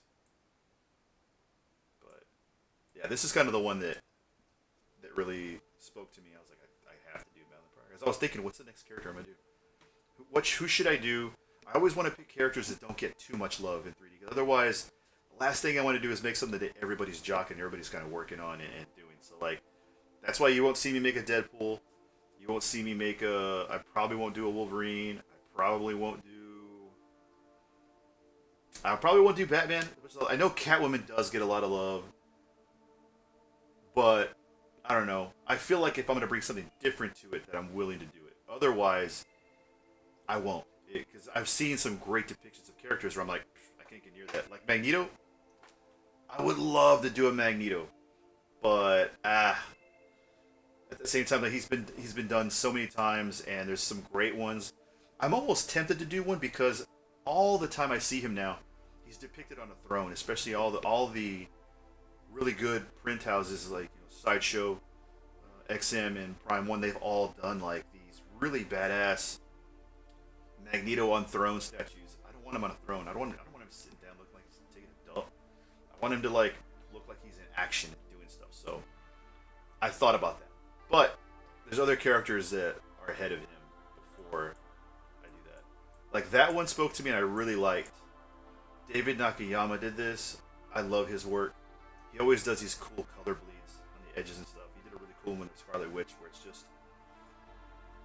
you can't like the red. There's a red background that bleeds into her costume, so you just see like the cutouts of her actual body and all that. It's so cool. Um, but yeah, I like this version of her. So it's her like walking triumphant and stuff like that, and she's kind of on fire, and she's got the hair flowing. I actually messaged him on Instagram. And I told him that I was going to be working on Madalyne Pryor, and that his work inspired me. And he replied back. I thought it was really cool. Super nice guy. So this one was inspiration, and so was this one here. So I didn't give her black gloves like all the way through. I wanted her hands. I wanted that bit of humanity to be felt. Like I wanted you to see her hands and see them like how they are, like if they're gonna be clenched or I was just gonna have them like open and all that. Yeah, it is. It really is. So I'm gonna tag him and all this shit and hope he responds to it and likes it. That said, like I said, I do have to go back and I'm gonna have to create kinetic versions of the cloth. I might just take the one that I have now and just manipulate it and turn it, rotate it, put my thing down, flip it, and reverse it, and move it. So we'll see. But yeah, we're gonna have goblins like this, different types of them. All of them are gonna look different. Yeah, again, why'd you give yourself so much work? Because it's fun. That's why. All right, let's get back to this here. Let's go back to the back.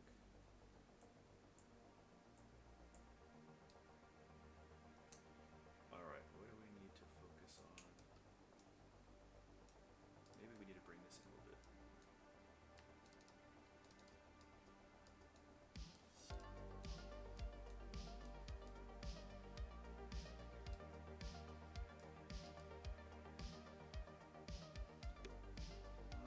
Let's see. How about we?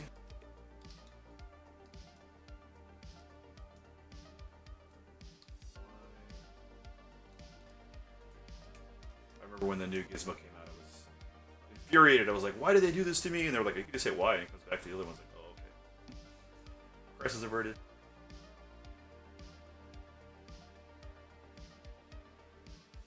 Ah, thank you. Yeah, like I don't know. Part of me is like,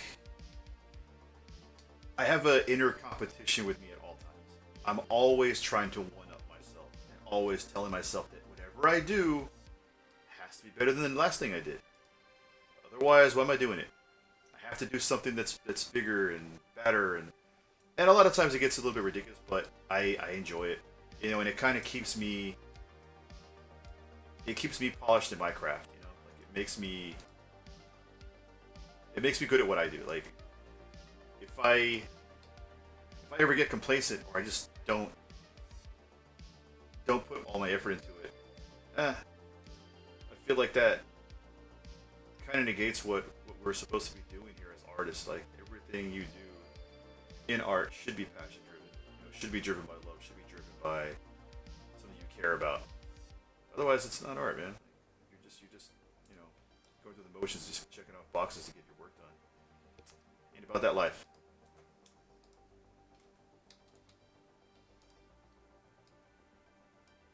But yeah, thank you. I'm so glad you get it. You get it. Oh yeah.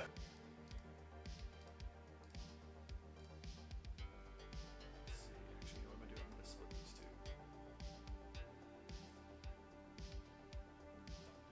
Yeah, right there.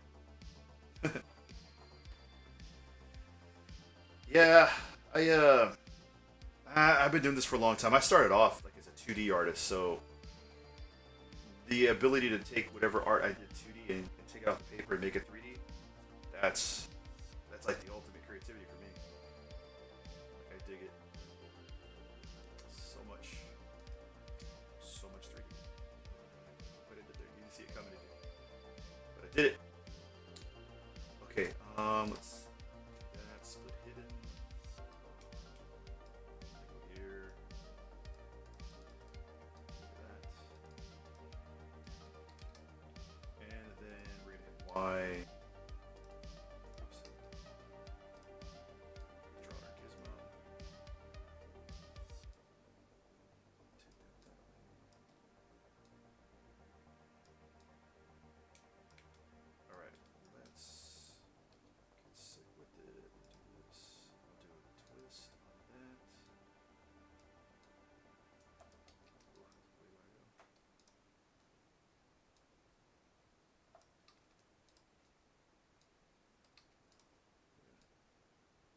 Why? Do the bottom. Yikes, it's not working well. Oh, well, that's why. We gotta change that orientation. Duh.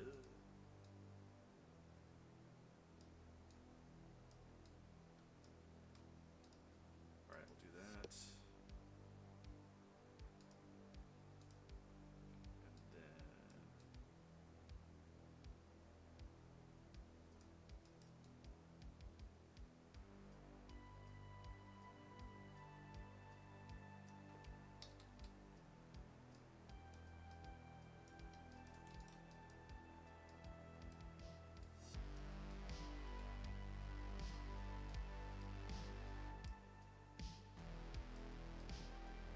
And then it's funny too, like I'll have set ideas.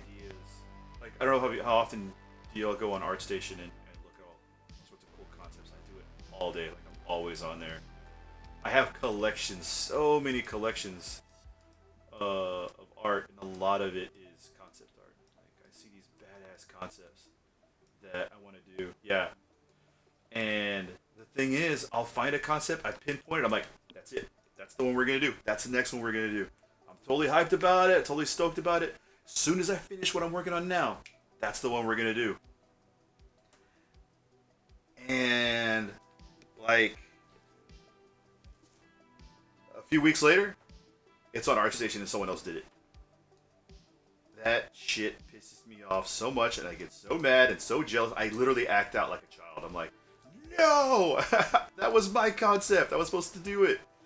And I get, you can easily just work on it too. Like I could just do it. Like it doesn't matter that somebody else did it, but it does matter to me. Like I feel like if I do it and I did, and I'm late to the party, then someone else is gonna see it and be like me, but like, saw this shit last week, look better. And that's just me. Like I'm just gonna have that in the back of my mind. So I try not to do a concept that I've already seen get done better than what I've done, or what I could do. Sometimes I can just tell, like, and that's just me. I know I could take a different approach to it. Maybe I could probably. I'm not gonna say I could do it better, but there's times that I'll see, let's say, more of like a junior level artist take a concept that I was gonna work on, and it's clearly just not. It's not hitting the marks. It's not hitting the major forms. There's things that are off. But and I try not to. You don't want to be crude. You don't want to be an asshole and shit on people's work. But at the same time, I'm like, God, missed opportunity. Missed opportunity. But I don't know. Every now and then I'll save one. I'll still tell myself, like, you know what, fuck it, we're still gonna do it. We'll do it. I'm gonna do it anyway. And I have some of those still that are like that. I'm gonna go back to at some point.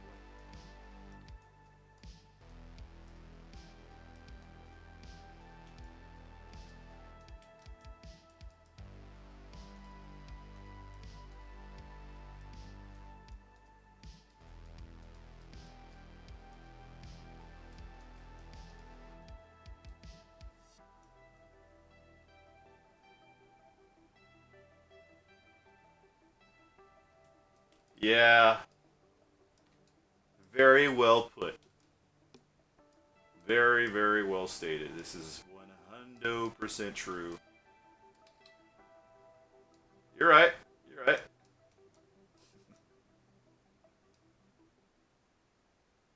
I'll put this lock here, I think.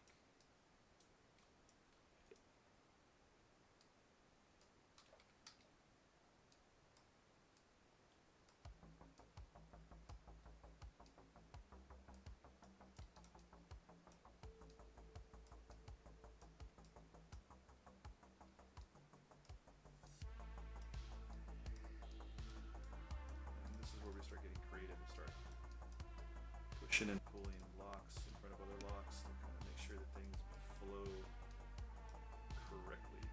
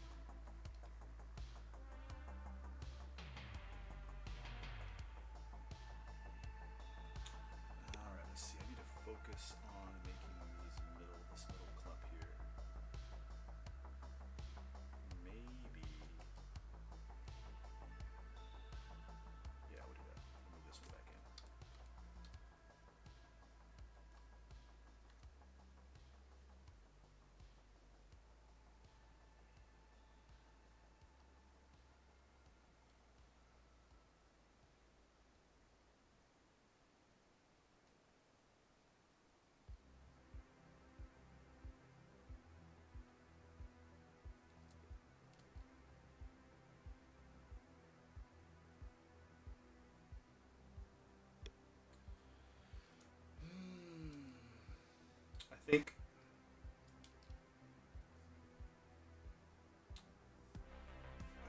I'm gonna stop here soon. I've probably got about another hour of blockout time here on this. I know this is a long blockout, but I was also kind of doing some R&D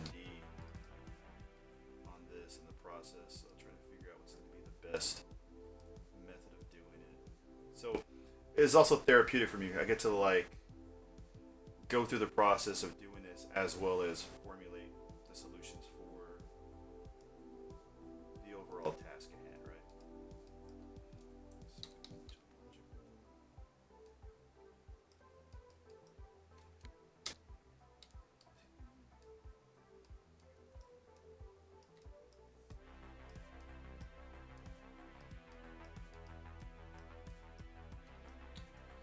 Yeah, we're gonna stop for a little while.